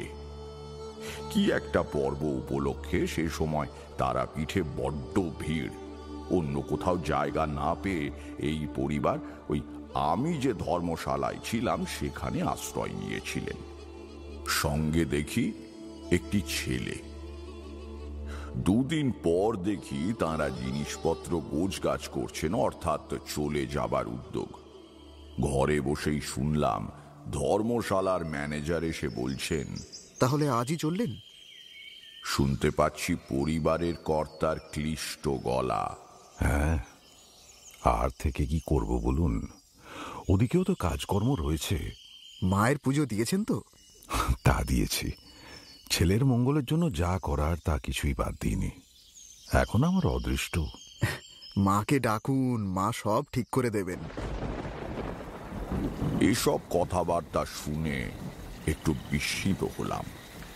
সংসার করলেই সংসারের গ্লানি কিছুটা মানুষকে স্পর্শ করে। রোগ, শোক, মামলা, ভ্রাতৃবিরোধ, অসাফল্য, এগুলো সাধারণ সংসারী লোককে চারদিক দিয়ে ঘিরে রেখেছে। আমাকে বীরভূমের মাতু পাগলি সামান্য কিছু ক্ষমতা দিয়েছিল, তোমরা তো জানোই। বলেছিল, যদি অপব্যবহার না করিস তাহলে এই ক্ষমতা দিয়ে সারা জীবন করে খেতে পারবি। তার বলেই কিনা জানি না, আমি মানুষের দিকে তাকানো মাত্রই তার গুরুতর বিপদের কথা টের পাই। যার ভয়ানক বিপদ আসন্ন, তার চারদিকে শরীর ঘিরে একটা কালো ছায়া গড়ে ওঠে। তোমরা টের পাবে না, কিন্তু আমি দেখতে পাই। তাছাড়া আসন্ন বিপদগ্রস্ত লোকের কাছাকাছি এলে আমার মনের ভেতর কোথায় যেন একটা বিপদ সূচক ঘণ্টা বেজে ওঠে। আর আজ পর্যন্ত এর কোনো ব্যতিক্রম হয়নি। বিস্মিত হলাম এই কারণে যে ভদ্রলোকের দিকে তাকিয়ে আমি বিপদের কোনো পূর্বাভাস টের পাইনি। তাহলে ব্যাপারটা কি? কি হয়েছে ওর ছেলের? ফুটফুটে ছেলেটিকে এমনি দেখে তো বেশ সুস্থ বলেই মনে হয়। একটু পরে দেখি ভদ্রলোক আমার ঘরের সামনে দিয়ে কোথায় যেন যাচ্ছেন। ডেকে বললাম, একটু শুনবেন? তিনি থমকে দাঁড়িয়ে একটু অবাক হয়ে আমার দিকে তাকালেন। আমায় বলছেন? হ্যাঁ, একটু ভেতরে আসবেন। ভদ্রলোক আমাকে আদৌ চেনেন না। তিনি যে বেশ অবাক হয়ে গিয়েছেন তা বুঝতে পারলাম। আমিও হেসে বললাম, আমাকে আপনি চেনেন না, আমার নাম তারানাথ চক্রবর্তী। ম্যানেজারের সঙ্গে ছেলের বিষয়ে আলোচনা করছিলেন, তার কিছু অংশ কানে গেল, তাই ডেকে আলাপ করলাম। কি হয়েছে আপনার ছেলের? ভদ্রলোক কৌতূহলী দৃষ্টিতে আমাকে দেখলেন। আমি কোনো দিনই রক্তাম্বর পরিনি, তখনও পূর্ণ তনু দীক্ষা হয়নি বলে গলাতেও রুদ্রাক্ষের মালা ছিল না। নিতান্তই সাধারণ লোকের বেশ। উনি বললেন, আপনি কি মানে জ্যোতিষ বা ওই ধরনের কিছু চর্চা করেন? ওই সামান্য একটু আধটু। সঙ্গে যে বাচ্চাটিকে এনেছেন সেই কি আপনার ছেলে? ওকে দেখে তো অসুস্থ বলে মনে হয় না। ওর কি হয়েছে? ভদ্রলোক ঘরের আরেকটু ভেতরে এসে বললেন, বসবো? তক্তপোষে পাতা কম্বলের এক প্রান্ত দেখিয়ে বললাম, বসুন না, আমার ঘরে অন্য কোনো বসার জায়গা নেই, মাফ করবেন। উনি বসলেন, তারপর বললেন, আপনি আমার চেয়ে বয়সে অনেক ছোট, তবু আপনি ব্রাহ্মণ। আপনাকে আমি ঠাকুর মশাই বলে ডাকব। এক একজন মানুষকে দেখলেই শ্রদ্ধা হয়, মনে বিশ্বাস জন্মায়। আপনি সেই রকম মানুষ ঠাকুর মশাই। আপনাকে আমি ঘটনাটা খুলে বলি। জানি না আপনি এর কোনো সুরাহা করতে পারবেন কিনা, কিন্তু আপনাকে বললে আমার মনটা হালকা হবে। হ্যাঁ, বলুন না। আমার নাম বিজয় কৃষ্ণ বসু। হুগলিতে আমার একটা ছোট্ট জমিদারি আছে। ঠাকুরদা জমিদারির পত্তন করেছিলেন। বাবা বুদ্ধি আর পরিশ্রম দিয়ে তাকে স্থায়িত্ব দেন। আমরা দুই ভাই এক বোন, দিদি বড়। আমাদের ছোটবেলাতেই দিদির বিয়ে হয়ে যায় মুর্শিদাবাদে। জামাইবাবু সেখানে ব্যবসা করেন। আমার ভাই এখন কোথায় আছে জানি না। জিজ্ঞেস করলাম, কেন? বছর 10 আগে এসে নিখোঁজ হয়ে যায়। আমাদের বংশের রত্ন ছেলে ছিল। আমি তো পড়াশুনো বেশি করিনি। বাপ মারা যেতে কাজকর্মের ভার সমস্ত আমার উপরে পড়েছিল। কাজ চালাবার মতো মোটামুটি লেখাপড়াটা জানি। ভাই কিন্তু খুব পড়াশোনা করত। এমনিতে সে অবশ্য আইয়ের পর আর কলেজে যায়নি, কিন্তু বাড়িতে তার নিজস্ব লাইব্রেরি ছিল। সারাদিন সেখানে বসে লেখাপড়া করত। একদিন সকালে উঠে দেখি সে নেই। বিছানা তেমনি পরিপাটি, মানে রাত্রিরে কেউ শোয়নি। বাড়িতে কোনো মনোমালিন্য হয়নি, তেমন মানুষই সে ছিল না। কোথায় গেল, কেন গেল, কে জানে। বিয়ে থা করেনি, তার জন্য সেভাবে দীর্ঘশ্বাস ফেলবার কেউ ছিল না। এক আমি যা মনে করে রেখেছি। আমার 2 ছেলে। এটি ছোট, বড়টি বাড়িতে রয়েছে চিন্তামণির কাছে। চিন্তামণি আমাদের বহুদিনের কর্মচারী। আমিও ছোটবেলায় তার কোলেই মানুষ হয়েছি। আমার ছেলেরা তাকে ঠাকুমার মতো ভালোবাসে। সমস্যাটা আমার বড় ছেলে অমল কৃষ্ণকে নিয়ে। সে এমনিতে খুব বুদ্ধিমান ও মেধাবী। ক্লাসের পড়ায় ফার্স্ট হয়। গল্পের বই পড়তে খুব ভালোবাসে। অনেকটা তার কাকার ধারা পেয়েছে। আজ মাস 3 হলো সে যেন কেমন অস্বাভাবিক আচরণ করছে। অস্বাভাবিক মানে? মানে এমনিতে চোখে পড়বার মতো কিছু নয়। হয়তো বসে কথা বলছে, এক প্রসঙ্গে কথা বলতে বলতে হঠাৎ মাঝখানে এমন একটা বাক্য বলল যার সঙ্গে আলোচ্য প্রসঙ্গের কোনো সম্পর্কই নেই। নত রাত্রিরে ঘুম ভেঙে বিছানায় উঠে বসে ঘোরের মধ্যে অদ্ভুত সব কথা বলতে লাগলো। মিনিট 2, তারপরেই শুয়ে আবার অঘরে ঘুমিয়ে পড়ছে। জেগে উঠে তার আর কিছু মনে থাকছে না। প্রথমে আমরা ভেবেছিলাম মস্তিষ্ক বিকৃতির লক্ষণ। কলকাতায় বড় বড় ডাক্তার দেখালাম। তো কলকাতার ডাক্তাররা অসুখটা সম্বন্ধে কি বললেন? তারা বললেন ওর কিছু হয়নি, ছেলে সম্পূর্ণ সুস্থ, মানসিক ভারসাম্যহীনতার কোনো লক্ষণ নেই।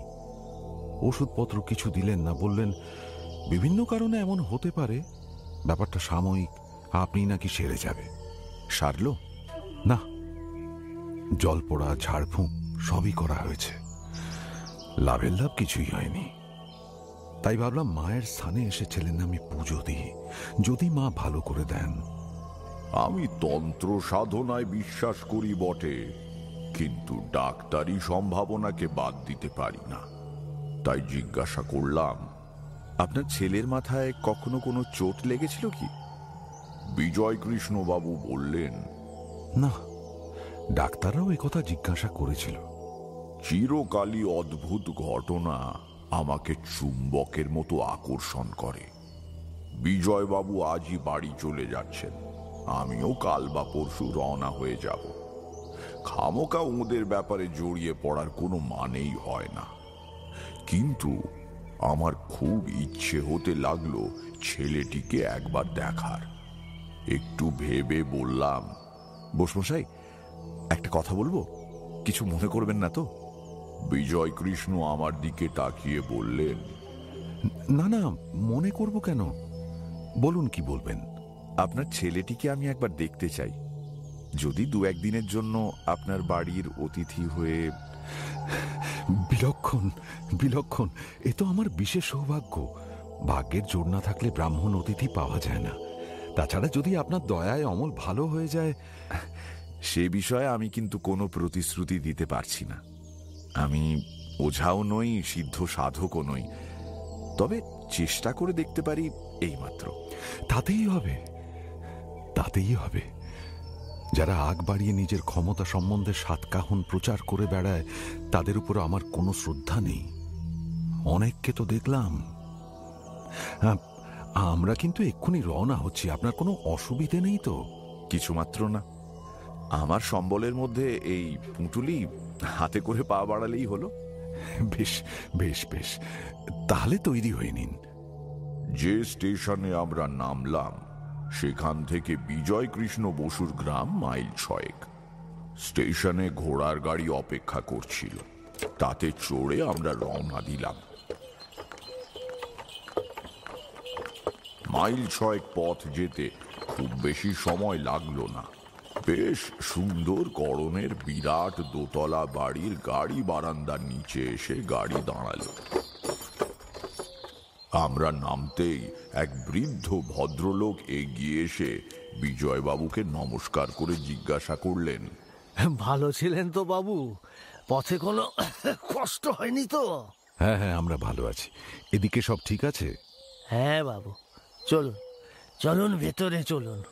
বিজয় কৃষ্ণ আমার দিকে তাকিয়ে বললেন, আমাদের নায়েব মশাই, বিশ্বনাথ পালিত। বৃদ্ধ নায়েব আমার দিকে সপ্রশ্ন দৃষ্টিতে তাকাতে বিজয় কৃষ্ণ বললেন, ঠাকুরমশাই কদিন আমাদের অতিথি হয়ে থাকবেন, ওর জন্য ভালো একটা ঘর গুছিয়ে দিন। কেতা দুরস্ত অভিজ্ঞ নায়েব আর কোনো কৌতূহল না দেখিয়ে বললেন, যে আজ্ঞে ঠাকুর মশাই, আমার সঙ্গে আসুন। বিজয় কৃষ্ণ বললেন, আপনি বিশ্রাম সেরে স্নান করে নিন ঠাকুরমশাই, তারপর আপনাকে ভেতর বাড়িতে ডেকে পাঠাচ্ছি। জমিদার বাড়িতে অতিথির আদর যত্নই আলাদা। সুগন্ধি তেল মেখে স্নান সেরে বেরোনো মাত্র চাকর কোঁচানো ধুতি আর চাদর নিয়ে এলো। সেগুলো পরা মাত্র আর একজন চাকর এসে বলল, ঠাকুরমশাই আসেন, পাশের ঘরে একটু জল খাবারের আয়োজন করা হয়েছে। সেই ঘরে গিয়ে তো আমার চক্ষু স্থির। ফুল তোলা পশমের আসন পেতে জায়গা করা হয়েছে। ঝকঝকে করে মাজা কাঁসার বগি থালায় থরে থরে সাজানো নানা ফলমূল কাটা। পাশে 3-4টে বাটিতে কাঁচা গোল্লা, পান্তুয়া আর লালচে ঘন ক্ষীর। চোখ কপালে তুলে বললাম, এত খাওয়া কি সম্ভব? চাকরটা হাত জোড় করে বলল, আগে এ আর এমন কি, আপনি বসেন ঠাকুরমশাই, আর কিছু লাগলে আমারে বলবেন। কথা বলে দিয়েছেন আপনার যেন কোনো অসুবিধে না হয়। খুবই অসুবিধে হলো, আর অত খেলে কার না হয়। খেয়ে উঠতেই ভেতর বাড়ি থেকে ডাক এলো। বাইরের দিকে যেখানে আমার থাকার ব্যবস্থা হয়েছিল সেখানে কাছারি ঘর, অতিথিশালা, বৈঠকখানা ইত্যাদি অবস্থিত। এসব পেরিয়ে ঠাকুর দালান, মাঝখানে প্রশস্ত উঠোন, একদিকে মূল ঠাকুর ঘর, তার লোহার গুল বসানো দরজায় বর্তমানে তালা ঝুলছে। পুজোর দালান পেরিয়ে অন্দরমহল, সেখানে চওড়া বারান্দার ধারে সারি সারি ঘর, ঘরের দরজার ওপর শিংওয়ালা হরিণের মাথা, দেয়ালে ভালো কয়েকটি অয়েল পেন্টিং। একটি ঘরের সামনে দাঁড়িয়েছিলেন বিজয় কৃষ্ণ। আমাকে দেখা মাত্র বললেন, আসুন আসুন ঠাকুরমশাই, এই ঘরে আসুন। ঘরটি চমৎকার সাজানো। একদিকে বিরাট সেকেলে কারুকার্য করা খাট, তার ওপরে পুরু গদি। সেই খাটের ওপর চুপ করে বসে আছে বছর 12 বয়সের একটি ছেলে। তারাপীঠে দেখা বিজয়বাবুর ছেলের সঙ্গে তার চেহারার মিল অতি স্পষ্ট। বুঝলাম এ হচ্ছে বড় ছেলে, নাম অমল। বিজয় কৃষ্ণ বললেন, প্রণাম করো বাবা, ইনি ঠাকুরমশাই। অমল এসে আমাকে প্রণাম করতে তাকে ধরে কাছে টেনে আনলুম। আর তখনই বুঝলুম, আর যাই হোক, এ ছেলের অদূর ভবিষ্যতে কোনো বিপদের আশঙ্কা নেই। মাতু পাগলির সংস্পর্শে এসে আর মধুসুন্দরী দেবীর সাধনা করে আমি সামান্য যা কিছু ক্ষমতা লাভ করেছিলাম তার মধ্যে এটি একটি। কারো আশু বিপদের সম্ভাবনা থাকলে তার কাছাকাছি আসা মাত্রই আমি টের পাই অমল নিরাপদ। কিন্তু ঘটনাটা কৌতূহলজনক। বিজয় কৃষ্ণের স্ত্রীও এই সময় এসে ঘরে ঢুকলেন। তিনি আমার দিদির বয়সী, পরিচয়ও আগেই তারাপীঠে হয়ে গিয়েছে, কাজেই আমার সামনে আসতে তিনি কোনো সংকোচ করলেন না। উদ্বিগ্ন চোখে তাকিয়ে তিনি খাটের বাজু ধরে দাঁড়ালেন। অমলের সঙ্গে অনেকক্ষণ কথা বললাম। ছেলেটি বুদ্ধিমান এবং গ্রামের তুলনায় বেশ সপ্রতিভ। সব প্রশ্নেরই সে ঠিকঠাক জবাব দিল। উত্তরের মধ্যে কোনো জড়তা বা অসংলগ্নতা নেই। শেষে বললাম, তুমি বই পড়তে খুব ভালোবাসো, তাই না অমল? হ্যাঁ। কি ধরনের বই পড়তে তোমার বেশি ভালো লাগে? অমল বইয়ের প্রসঙ্গে উৎসাহিত বোধ করল। খুশির সঙ্গে বলল, সব রকম বই, তবে ভূতের গল্প আর অ্যাডভেঞ্চার গল্প পড়তে খুব ভালো লাগে। নাড়ু আর আমি বড় হয়ে গোয়েন্দা হব, আমরা ঠিক করে ফেলেছি। নাড়ু কে? বিজয় কৃষ্ণ বললেন, নায়েব মশাইয়ের ছেলে, ওরই বয়সী।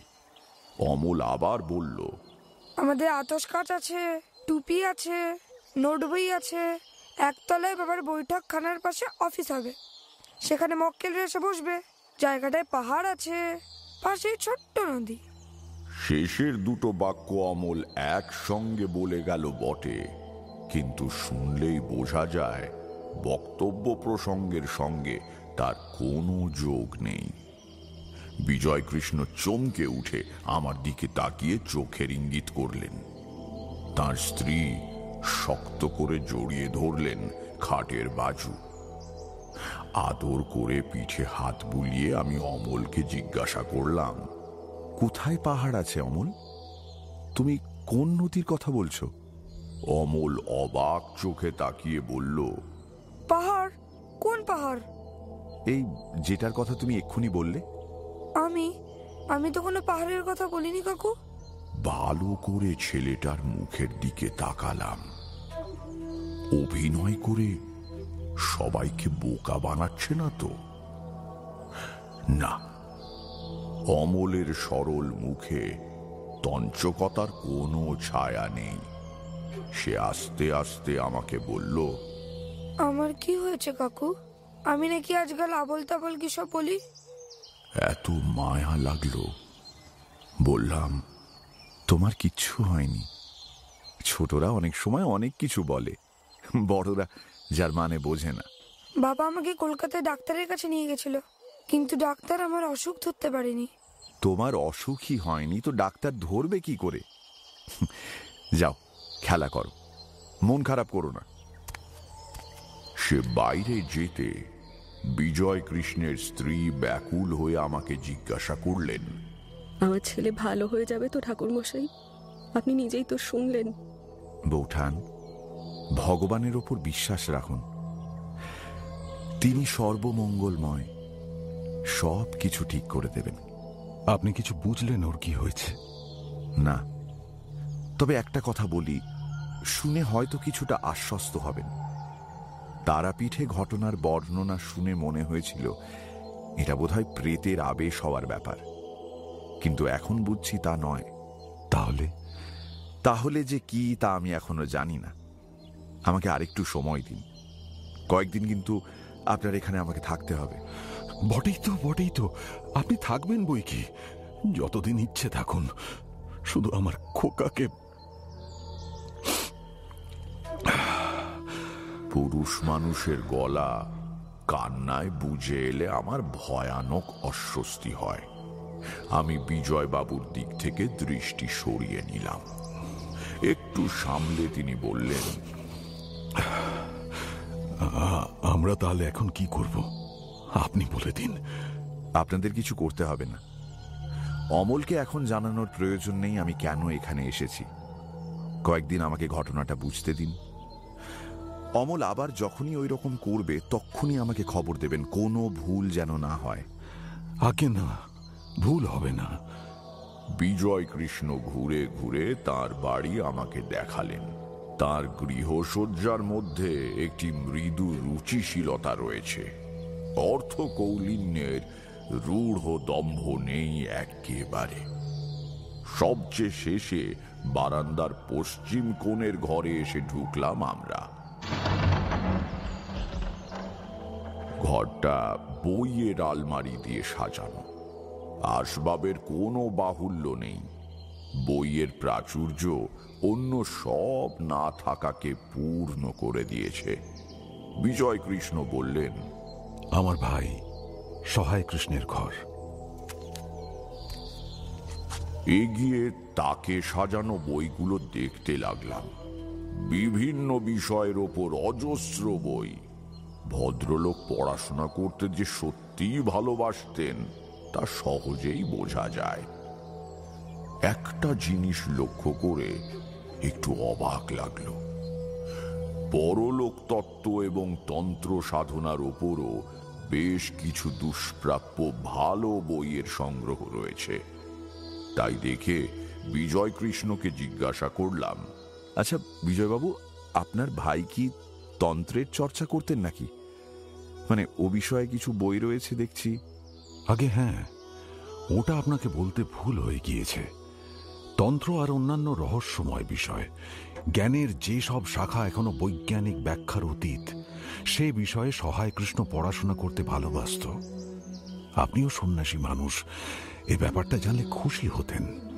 আমার আগেই বলা উচিত ছিল। আমি সন্ন্যাসী নই এবং আমাকে না জানানোতে কোনো ক্ষতি হয়নি।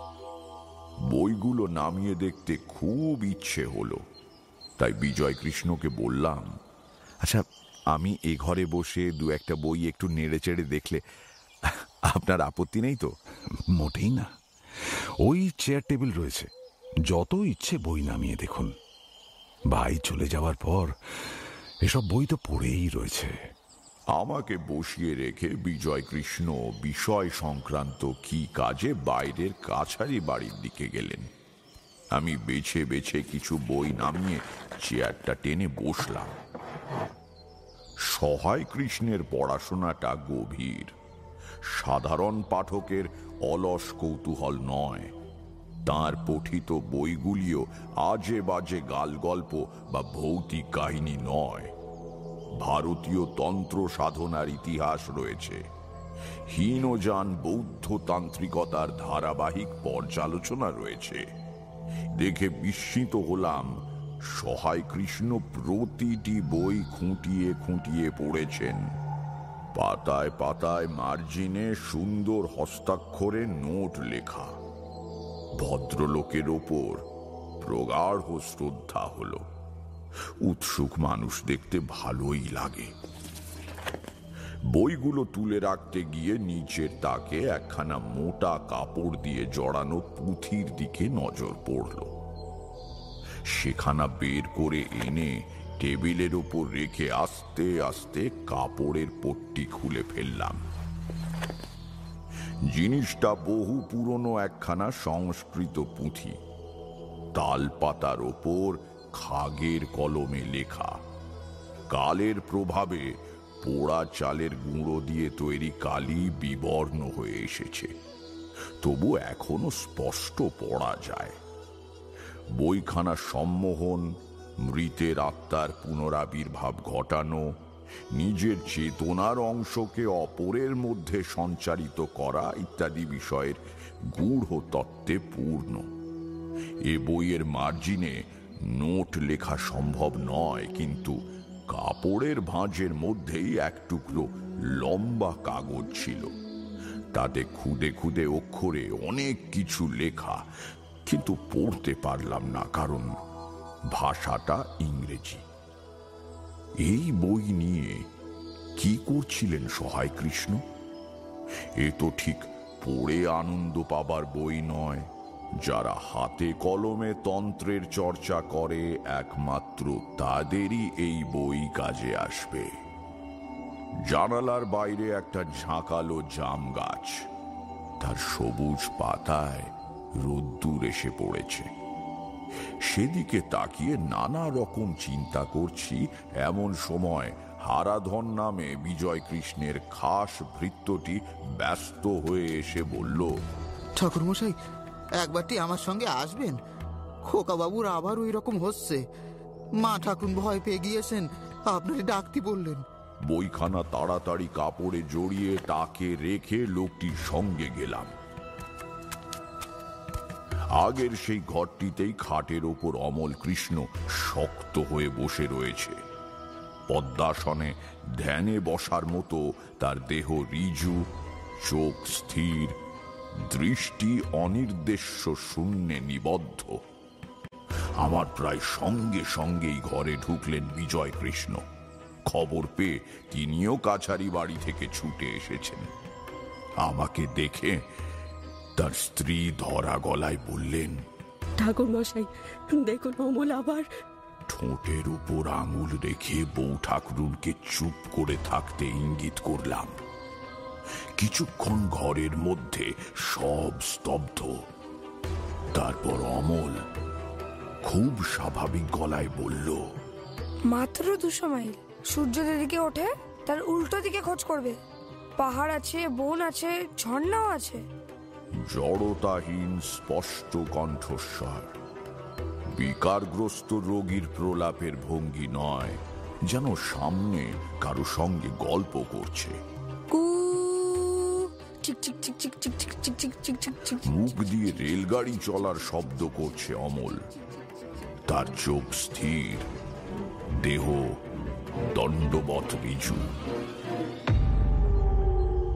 হঠাৎ একটা গভীর দীর্ঘশ্বাস ছেড়ে যেন ঘুম থেকে জেগে উঠল অমল। একবার বিস্ময়ের সঙ্গে চারদিকে তাকিয়ে দেখল, তারপর আস্তে আস্তে বালিশে মাথা রেখে শুয়ে পড়ল ছেলেটা। কাছে গিয়ে দেখি সে চোখ বুজে রয়েছে। আমি তাকিয়ে থাকতে থাকতেই তার নিঃশ্বাস প্রশ্বাস গভীর আর শান্ত হয়ে এলো। অমল ঘুমিয়ে পড়ল। বিজয় কৃষ্ণ আর তার স্ত্রীর দিকে তাকিয়ে বললাম, আপনারা আমার সঙ্গে আসুন। সহায় কৃষ্ণের ঘরে ফিরে এসে স্বামী স্ত্রীকে দুটো চেয়ারে বসতে বলে নিজে তাদের সামনে দাঁড়িয়ে বললাম, আপনারা অমলের বাবা মা, স্বাভাবিক কারণেই আপনারা ছেলের জন্য উদ্বিগ্ন হবেন, কিন্তু আমার কথা বিশ্বাস করুন, আমি আশু অমঙ্গল অথবা বিপদ আগে থেকে টের পাই। আপনাদের পরিবারে অদূর ভবিষ্যতে তেমন কিছু ঘটবে না, বরং আনন্দিত হবার মতো কিছু ঘটবার সম্ভাবনা রয়েছে। বিজয় কৃষ্ণ স্বাভাবিকভাবেই জিজ্ঞাসা করলেন, এটা এটা আপনি কিভাবে বলছেন? মনে হলো তাই বললাম। দেখবেন কথাটা ঠিক খেটে যাবে। আর আমার ছেলের অসুখ? আপনার ছেলের কোনো অসুখ নেই। তাকে ভালো করে দিয়ে তবেই আমি এ বাড়ি থেকে যাব, আপনি ভাববেন না। বিজয় কৃষ্ণ মানুষটা নরম ধাতের। আমার কথা শুনে তার চোখে বোধহয় আবার জল এসে গেল। তিনি মুখ ফিরিয়ে জানালা দিয়ে বাইরের দিকে তাকিয়ে রইলেন। তার স্ত্রী ধরা গলায় বললেন, আমাদের এর আগে এমন করে কেউ ভরসা দেয়নি ঠাকুর মশাই। যদি অমল সত্যি সেরে যায়, আমাদের কৃতজ্ঞতার আর শেষ থাকবে না। ভগবান আপনাকে জয়যুক্ত করুন। অমল সারবার আগেই বসু দম্পতির কৃতজ্ঞতা বিপুল খাদ্য সম্ভারের রূপ নিয়ে মধ্যাহ্ন ভোজনের সময় থালা এবং বাটিতে সজ্জিত হয়ে দেখা দিল। বুঝতে পারলাম না বিজয় কৃষ্ণ বাবু এবং তার স্ত্রী আমাকে একজন ভোজনপটু খাদ্যরসিক ভেবেছেন, নাকি জমিদার বাড়িতে প্রতিদিন দুপুরে এই রকমই রান্না হয়ে থাকে। সরু বাসমতি চালের ঘি ভাত, 5 রকম ভাজা, মাছের পুর দিয়ে পটলের দোলমা, ঘন মুগের ডাল, 1 হাত লম্বা চিতলের পেটির তেল ঝাল, রুই মাছের কালিয়া, এই কটি পদ মাত্র। আর খাবার শেষে এলো ঘন দুধ আর পাকা সবরি কলা। আপত্তি করতে গেলাম, কেউ যেন শুনতেই পেল না।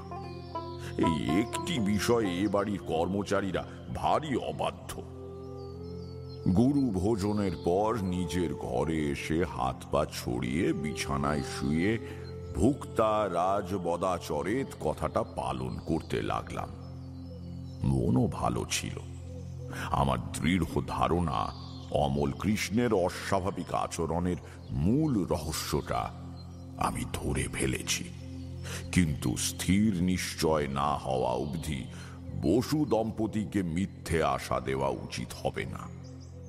কি করা যায় ভাবতে ভাবতে কখন ঘুমিয়ে পড়েছি জানি না। পরের দিন সকালে একটা ঘটনায় আমার দিব্য দৃষ্টি খুলে গেল। সকালে ঘুম থেকে উঠে নিত্য জপ সারার পর কাছারি বাড়ির দিক থেকে বিজয় কৃষ্ণের ক্রুদ্ধ গলা শুনতে পেলাম। এসব কি ভেবেছ তোমরা? যা খুশি তাই করবে। কাকে যেন তিনি খুব তর্জন গর্জন করছেন। অপরের বৈষয়িক ব্যাপারে আমার নাক গলানো উচিত নয়, তবু স্বভাব মৃদু বিজয় কৃষ্ণ কি জন্য এত চটেছেন তা জানবার লোভ সম্বরণ করতে না পেরে এগিয়ে গেলাম। দেখি কাছারির উঠোনে একজন খোঁচা খোঁচা দাড়িওয়ালা রোগা লোক হাত জোড় করে দাঁড়িয়ে রয়েছে। সে বলছে, এবারে মতো দয়া করেন বাবু, নায়েব মশাইকে জিজ্ঞেস করেন, আগে কখনো এরকম হয়নি। বিজয় কৃষ্ণ রেগে আগুন হয়ে বলছেন, আমি তোমার কোনো কথা শুনতে চাই না। তোমার সঙ্গে আমি পাইক আর গরুর গাড়ি পাঠিয়ে দিচ্ছি। গোলার সব ধান এক্ষুনি পাঠিয়ে দাও, এক্ষুনি। তোমার খাজনা তো আমি নিজের গাঁট থেকে সরকারে জমা দেব না। লোকটির অনুরোধ উপরোধে কোনো ফল হলো না। সে ম্লান মুখে বিদায় নিল। সঙ্গে গেল বিজয় কৃষ্ণের লোকজন। অবাক লাগলো এই দেখে যে বৃদ্ধ নায়েব মশাই একটু দূরে মুখে সূক্ষ্ম হাসি নিয়ে দাঁড়িয়ে রয়েছেন। ছি ছি ছি ছি ছি ছি, একটা মানুষের সর্বস্ব লুণ্ঠিত হতে চলেছে আর উনি হাসছেন। আমার ধারণাটা বদলে গেল পর মুহূর্তেই। পাইক বরকন্দাজের দল চলে যেতে বিজয় কৃষ্ণ নায়েব মশাইয়ের দিকে ফিরে বললেন, আপনি বা এখানে হাঁ করে দাঁড়িয়ে কি করছেন? যান, নিজের কাজে যান। নায়েব এগিয়ে এসে গলা খাঁকারি দিয়ে বললেন, আমার একটা কথা বলবার ছিল। কি কথা? চটপট বলুন, আমার দরকারি কাজ আছে। আগে এই লোকটার ফসল যে বাজেয়াপ্ত করে আনতে বললেন, লোকটা কিন্তু সপরিবারে উপোস করে থাকবে। তার আমি কি করব? খাজনা দেয় না কেন? নায়েব মশাই অনুচ্চ শান্ত গলায় ছেলে মানুষকে বোঝাবার মতো করে বললেন, বরাবর এ লোক ঠিক সময়ে খাজনা চুকিয়ে এসেছে। এবছর মেয়ের বিয়ে দিয়ে হাত খালি। তাছাড়া আপনি বোধহয় ভুলে গিয়েছেন, এর স্ত্রী আপনাকে ধর্মবাব বলে ডাকে, বিশেষ শ্রদ্ধা করে। এই সেদিনও নিজের হাতে ক্ষীরের ছাঁচ করে মা ঠাকুরানের হাতে দিয়ে গিয়েছে। বলেছে আমার বাপের জন্য জল খাবার। সে মেয়েটি যদি শোনে তার ধর্মবাপ তার ছেলেপুলের সংবৎসরের খোরাক কেড়ে নিয়েছে, তাহলে ভারী দুঃখ পাবে। বিজয় কৃষ্ণ বিব্রত গলায় বললেন, সে কি, এই লোকটা কি সেই মেয়েটির স্বামী, আমার ধর্ম মেয়ে? নানান বিচিত্র গুণ না থাকলে বোধহয় নায়েবই করা যায় না। ভয়ানক গম্ভীর মুখে নায়েব মশাই বললেন, হ্যাঁ, এ আপনার ধর্ম জামাই। তাই তো, তাই তো। এখন কি করা যায়? পাইকদের ফিরিয়ে আনার জন্য লোক পাঠাবো কি? না না, তা কি করে হয়? আইন হচ্ছে আইন, অমন করলে কাছারির মর্যাদা থাকবে না। তারপর সামান্য ভেবে বললেন, আপনি একটা কাজ করুন, আমার লোকেরা যা করতে গিয়েছে করে আসুক। সে ফসল খাতায় জমা করে আপনি প্রজাকে ঋণ মুক্তির চিঠি দিয়ে দিন। এবার ওই ফসলের বাজার দর হিসেব করে মোট টাকাটা এক্ষুনি আমার ধর্মমেয়ের কাছে পাঠিয়ে দিন। আর হ্যাঁ, টাকাটা জমিদারির হিসেবে নয়, আমার নামে খরচ লিখবেন। এতদিন নায়েবই করছেন, অথচ বুদ্ধিটা আপনার মাথায় এলো না, এলো আমার মাথায়। ছি ছি ছি ছি ছি, এখনো আমার কাছে অনেক কাজ শেখা বাকি আপনার। যাকে যাক, যান, যা বললাম করুন। বুদ্ধিমান নায়েব কথা না বাড়িয়ে যে আজ্ঞে বলে প্রস্থান করলেন। আমিও নিঃশব্দে সরে এলাম বটে, কিন্তু এই একটি ঘটনায় বিজয় কৃষ্ণের চরিত্রের একেবারে ভেতর অবধি উদ্ভাসিত হয়ে উঠল। বেলা 12টা নাগাদ নায়েব মশাই আমার কাছে এসে বসলেন। আপনার কোনো কষ্ট হচ্ছে না তো ঠাকুর মশাই? তা একটু হচ্ছে। নায়েব মশাই ব্যস্ত হয়ে বললেন, সে কি আমাকে আগে বলেননি কেন? কি ধরনের অসুবিধে? খাওয়া দাওয়ার কোনো? ব্যস্ত হবেন না, আমি ঠাট্টা করছিলাম। আসলে আমি ভবঘুরে মানুষ, এত যত্ন আর আদরে অভ্যস্ত নই, তাই বলছিলাম। যাক, অন্যান্য খবর কি বলুন? ফসলের টাকা ফেরত দিয়ে এলেন? আগে হ্যাঁ, বাবা ওই রকমই শিবতুল্য মানুষ। কেবল লেগে গেলে কিছুক্ষণের জন্য আমরা সবাই চুপ করে থাকি, তখন ওকে কিছু বোঝানো যায় না। রাগ পড়ে গেলে যা বোঝানো যাবে মেনে নেবেন। বড্ড খেয়ালি মানুষ। আপনি তো একটা ঘটনা মাত্র দেখলেন। ওর খামখেয়ালি পনা দেখে দেখে আমাদের অভ্যেস হয়ে গিয়েছে। ওরা দু ভাই এইরকম। সহায় কৃষ্ণবাবুও কি খামখেয়ালি ছিলেন? তাহলে আর বলছি কি, এমনিতে ছোটবাবু খুব ভালো লোক ছিলেন, শান্ত মানুষ, সারাদিন পড়াশুনো করছেন, চড়া গলায় কোনো কথা বলতেন না। হঠাৎ খেয়াল হলো বিলিতি গরু পুষবেন। বড়বাবু ভাইয়ের কোনো ইচ্ছে বাধা দিতেন না। বিলেত থেকে জাহাজে করে 6 মাস বাদে সন্ডা চেহারার গরু এসে পৌঁছলো। সে কি স্বাস্থ্য গরুদের! গাবের মতো লাল চোখে তাকালে বুকের মধ্যে হিম হয়ে যায়। 1 মাসের মধ্যে সব কোটা রাখাল ছেলে পালালো। গরুদের খেতে দেওয়ার যত্ন করবার লোক পাওয়া যায় না। বড়বাবু একদিন ভাইকে ডেকে বললেন, আরম্ভ করেছিস কি? হ্যাঁ, ভিটে গোহত্যা ঘটাবি নাকি?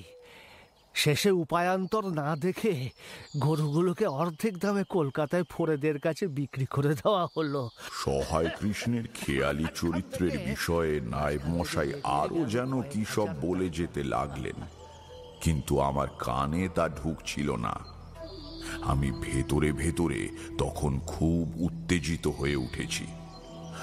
অমলের অসুখটার একটা কারণ এবং তার সমাধান আমার মাথায় উঁকি দিতে শুরু করেছে।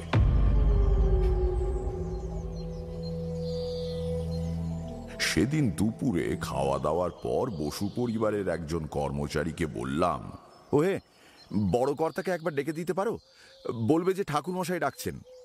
10 মিনিটের মধ্যে বিজয় কৃষ্ণের আবির্ভাব। ভদ্রলোক হন্তদন্ত হয়ে ছুটে এসেছেন। বললেন, কি ব্যাপার ঠাকুর মশাই, কোনো খবর আছে? খবর কিনা জানি না, তবে আপনাকে একটা কথা বলা প্রয়োজন। আমার ধারণা আমি আপনার ছেলের অসুখের কারণটা ধরতে পেরেছি। চৌকির এক পাশে বসতে গিয়েও আবার শটান দাঁড়িয়ে পড়লেন বিজয় কৃষ্ণ। হ্যাঁ, কি হয়েছে আমার ছেলের?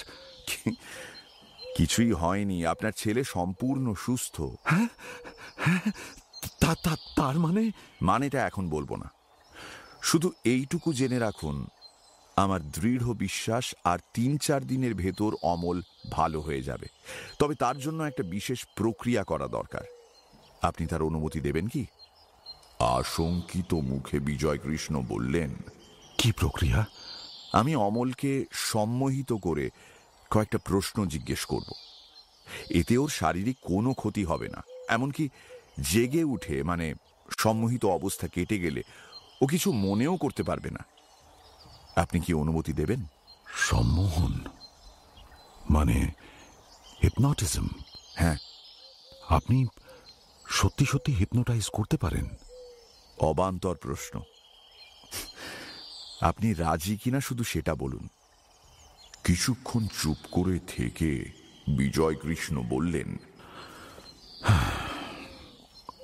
বেশ, রাজি। কখন করবেন এটা? আজই রাত্রিরে। অমল কখন ঘুমোয়? ও বেশি রাত্রির অবধি জাগতে পারে না। 8:30টার মধ্যে ওকে খাইয়ে শুতে পাঠিয়ে দেওয়া হয়। বেশ, সেই সময়টাই ভালো। স্বাভাবিকভাবে ঘুমের সময় হলে তখন ওর চেতনা ততটা সক্রিয় থাকবে না, আমার কাজে সুবিধে হবে। এখানে আনার দরকার নেই, আমি ওর শোবার ঘরে যাব। বিজয় কৃষ্ণের মুখ দেখে বুঝলাম অনেকগুলি প্রশ্ন তার মনে ভিড় করে এসেছে, কিন্তু তিনি নিজেকে নিজের মধ্যে আবদ্ধ রাখতে জানেন। অকারণ কৌতূহল দেখিয়ে আমাকে বিব্রত করলেন না।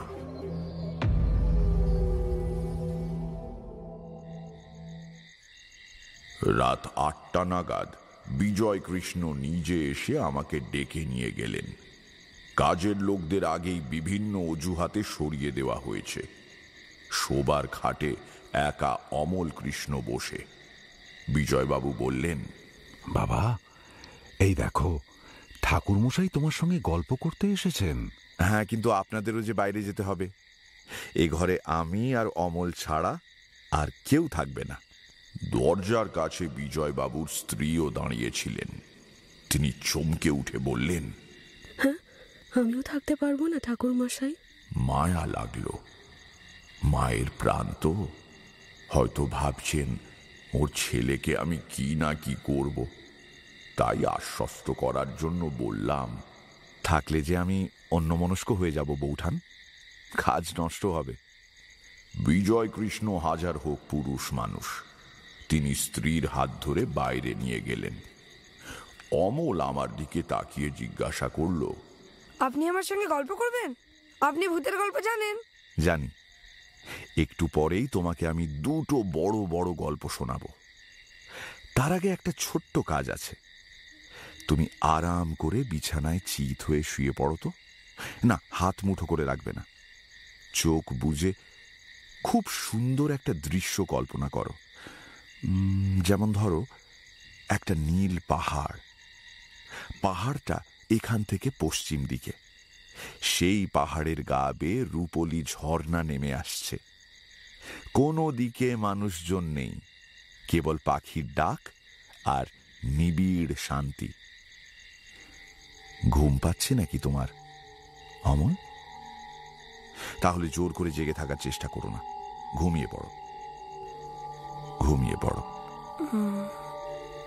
ঘুমিয়ে পড়ো, ঘুমাও,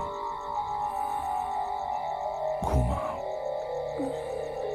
অমলের গায়ে হাত বুলিয়ে দিতে দিতে মধুসুন্দরী দেবীর স্তব মনে মনে আবৃত্তি করতে লাগলাম। হে দেবী, অমলকে ঘুম পাড়িয়ে দাও, অমলকে ঘুম পাড়িয়ে দাও, ঘুম পাড়িয়ে দাও। 15 মিনিটের মধ্যে অমল শান্ত হয়ে এলো। ঘুম নয়, আবার জাগরণও নয়, এমন একটা অবস্থায় সে এখন রয়েছে। ঝুঁকে পড়ে বললাম, এবার আমার কয়েকটা প্রশ্নের উত্তর দাও তো অমল।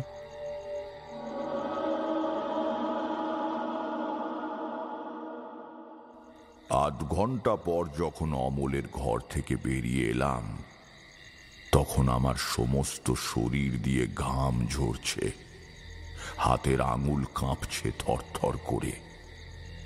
রঙ্গমঞ্চে বেশিরভাগ জাদুকর সম্মোহন বলে যা দেখান তা একেবারে বাজে। নিজেদের লোকেদের সঙ্গে আগে থেকে ঠিক করা ব্যাপার স্যাপার, কিন্তু প্রকৃত সম্মোহন অত্যন্ত কঠিন কাজ। শরীরের আর মনের অর্ধেক শক্তি ব্যয় হয়ে যায়। বিজয় কৃষ্ণ এগিয়ে এসে আমাকে কি একটা জিজ্ঞাসা করতে চাচ্ছিলেন, তাকে থামিয়ে বললাম, আগামীকাল সকালে আমার সঙ্গে পশ্চিমে যেতে পারবেন? অবাক হয়ে ভদ্রলোক বললেন, পশ্চিমে? কেন, কোথায়? বিহারের একটা ছোট্ট জায়গায়। সেখানেই অমলের অসুখের আসল কারণ লুকিয়ে আছে।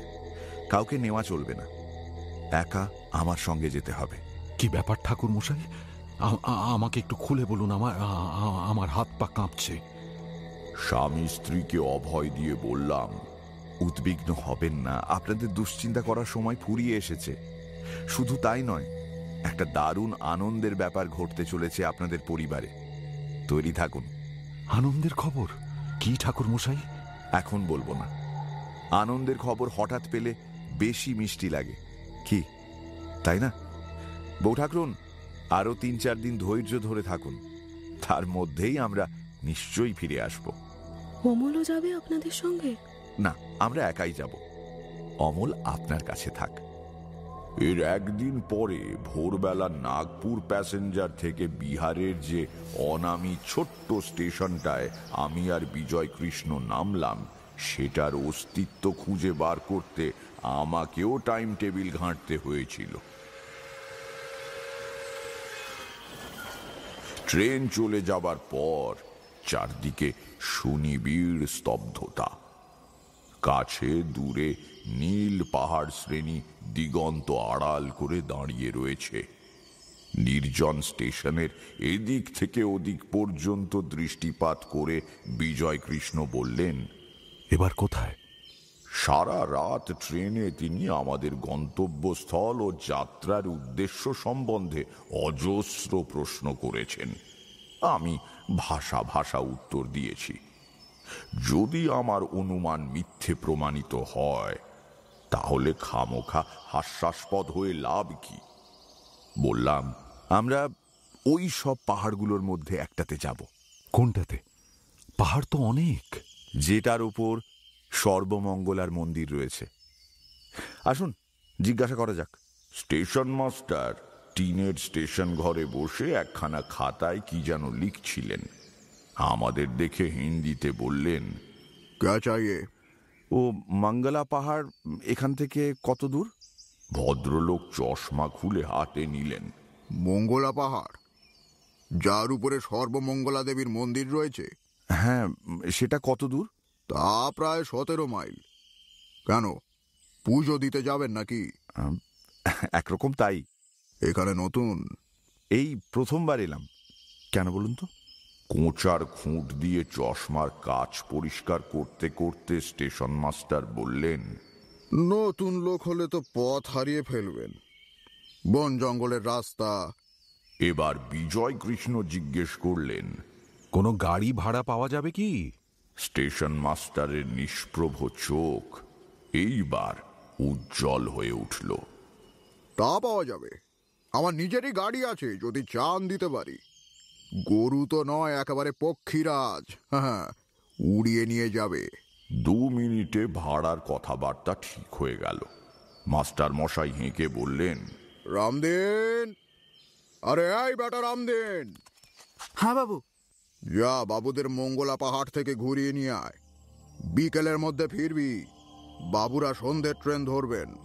বুনো আতা, আমলকি আর কেঁদো গাছের জঙ্গলের ভেতর দিয়ে ছায়াচ্ছন্ন পার্বত্য পথে গাড়ি চলল। পথের সৌন্দর্যের দিকে বিজয় কৃষ্ণের কিন্তু কোনো নজর নেই। তিনি কেবলই ছটফট করছেন। তাঁর যা মনের অবস্থা, তাকে দোষ দেওয়া যায় না।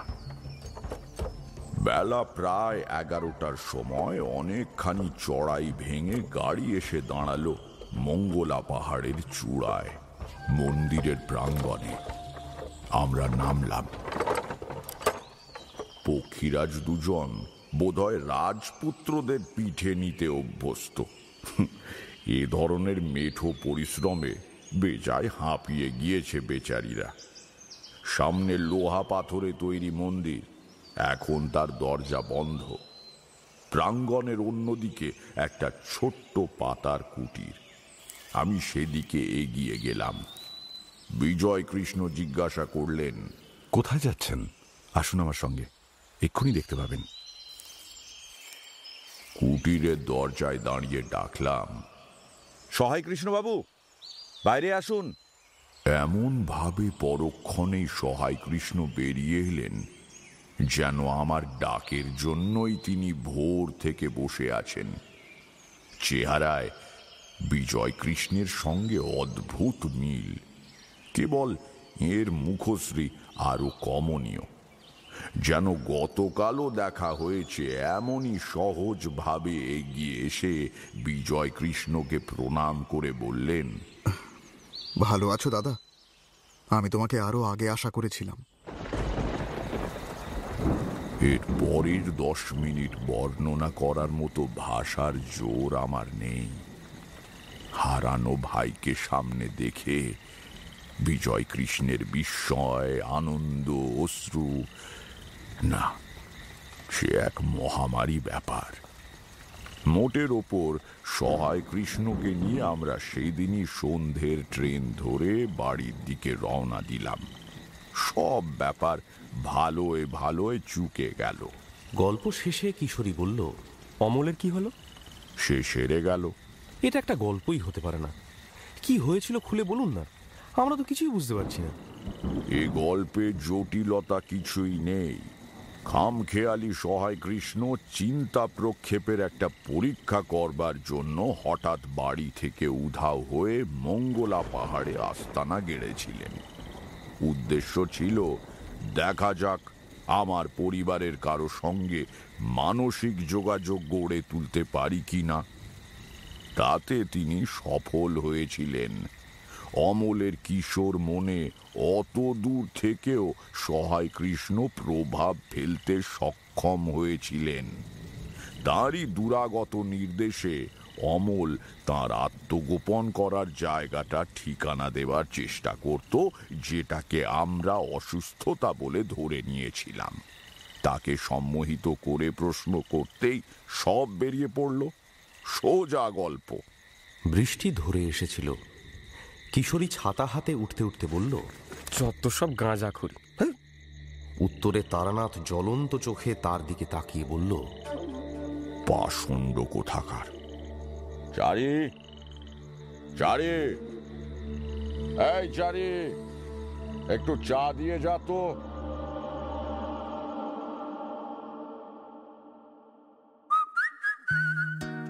এখনকার মতো গপ্প মিলে ঠেকের সময় শেষ। পরের সপ্তাহে আরো একটা নতুন গপ্প নিয়ে আসবো আমি। Till then, like, share and subscribe to my channel and don't forget to click on the bell icon for notifications. নিজে তো শুনছেনই, সঙ্গে বন্ধুদেরও জানান।